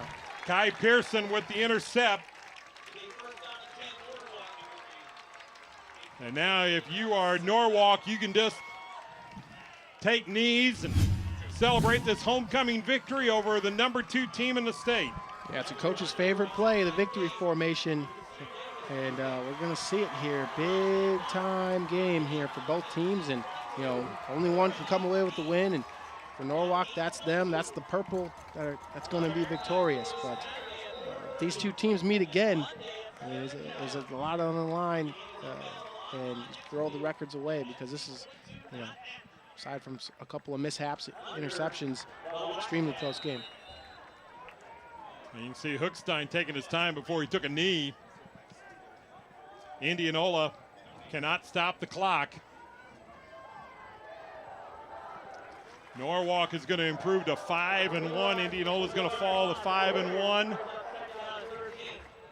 And where Norwalk has been anywhere from #6 to #8, even out of some top 10 polls, that won't happen next week. Yeah, unbelievable. I mean, what we're talking just 2 years ago, Norwalk 3A, and now, you know, 4A, and against a juggernaut like Indianola. This is a big program win. Hookstein will take a knee again.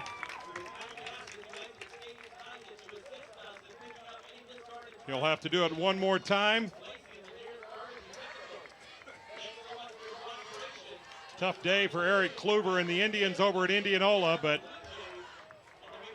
they've still got an opportunity to make their way into the playoffs, but they will have to knock off Carlisle and then knock off Bondurant Farrar. Yeah, it certainly doesn't get any easier, but the benefit of being in a tough district is then you can pick up big-time wins. So there's some pluses and minuses to it.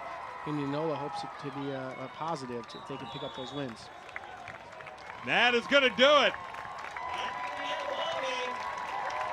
What a win for Paul Patterson and his Norwalk Warriors. As we wind it down, Norwalk capitalizing on turnovers. A very efficient first half. They held off a charge from Indianola in the third quarter. And it's the Warriors knocking off the #2 team in the state, winning at 45-30.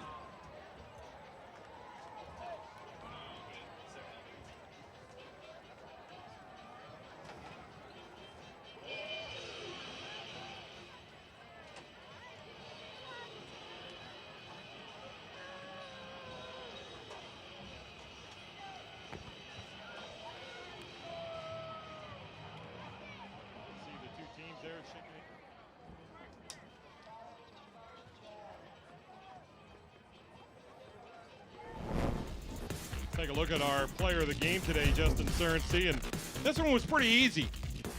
Yeah, it sure was. Landon Hochstein just able to carve up the Indianola defense, showing off his arm strength, his touch, his accuracy, a little bit of everything, fitting it into small windows at just the right time, and that was the difference. Able to take those chances, not being scared to make them, trusting in his ability, and just pinpointing it, and then on the goal line, extremely tough on these quarterback dives that he was able to convert into touchdowns, and Indianola just didn't have an answer for him. They cover, with his receivers, and then he'd take it off and run. So the dual threat ability was a game changer. Yeah, and the rushing yards as well. Let's take a look at our play of the game. This was a heck of a play. Yeah, great job by Caden Johnson, getting his hand up in the air. He was being blocked.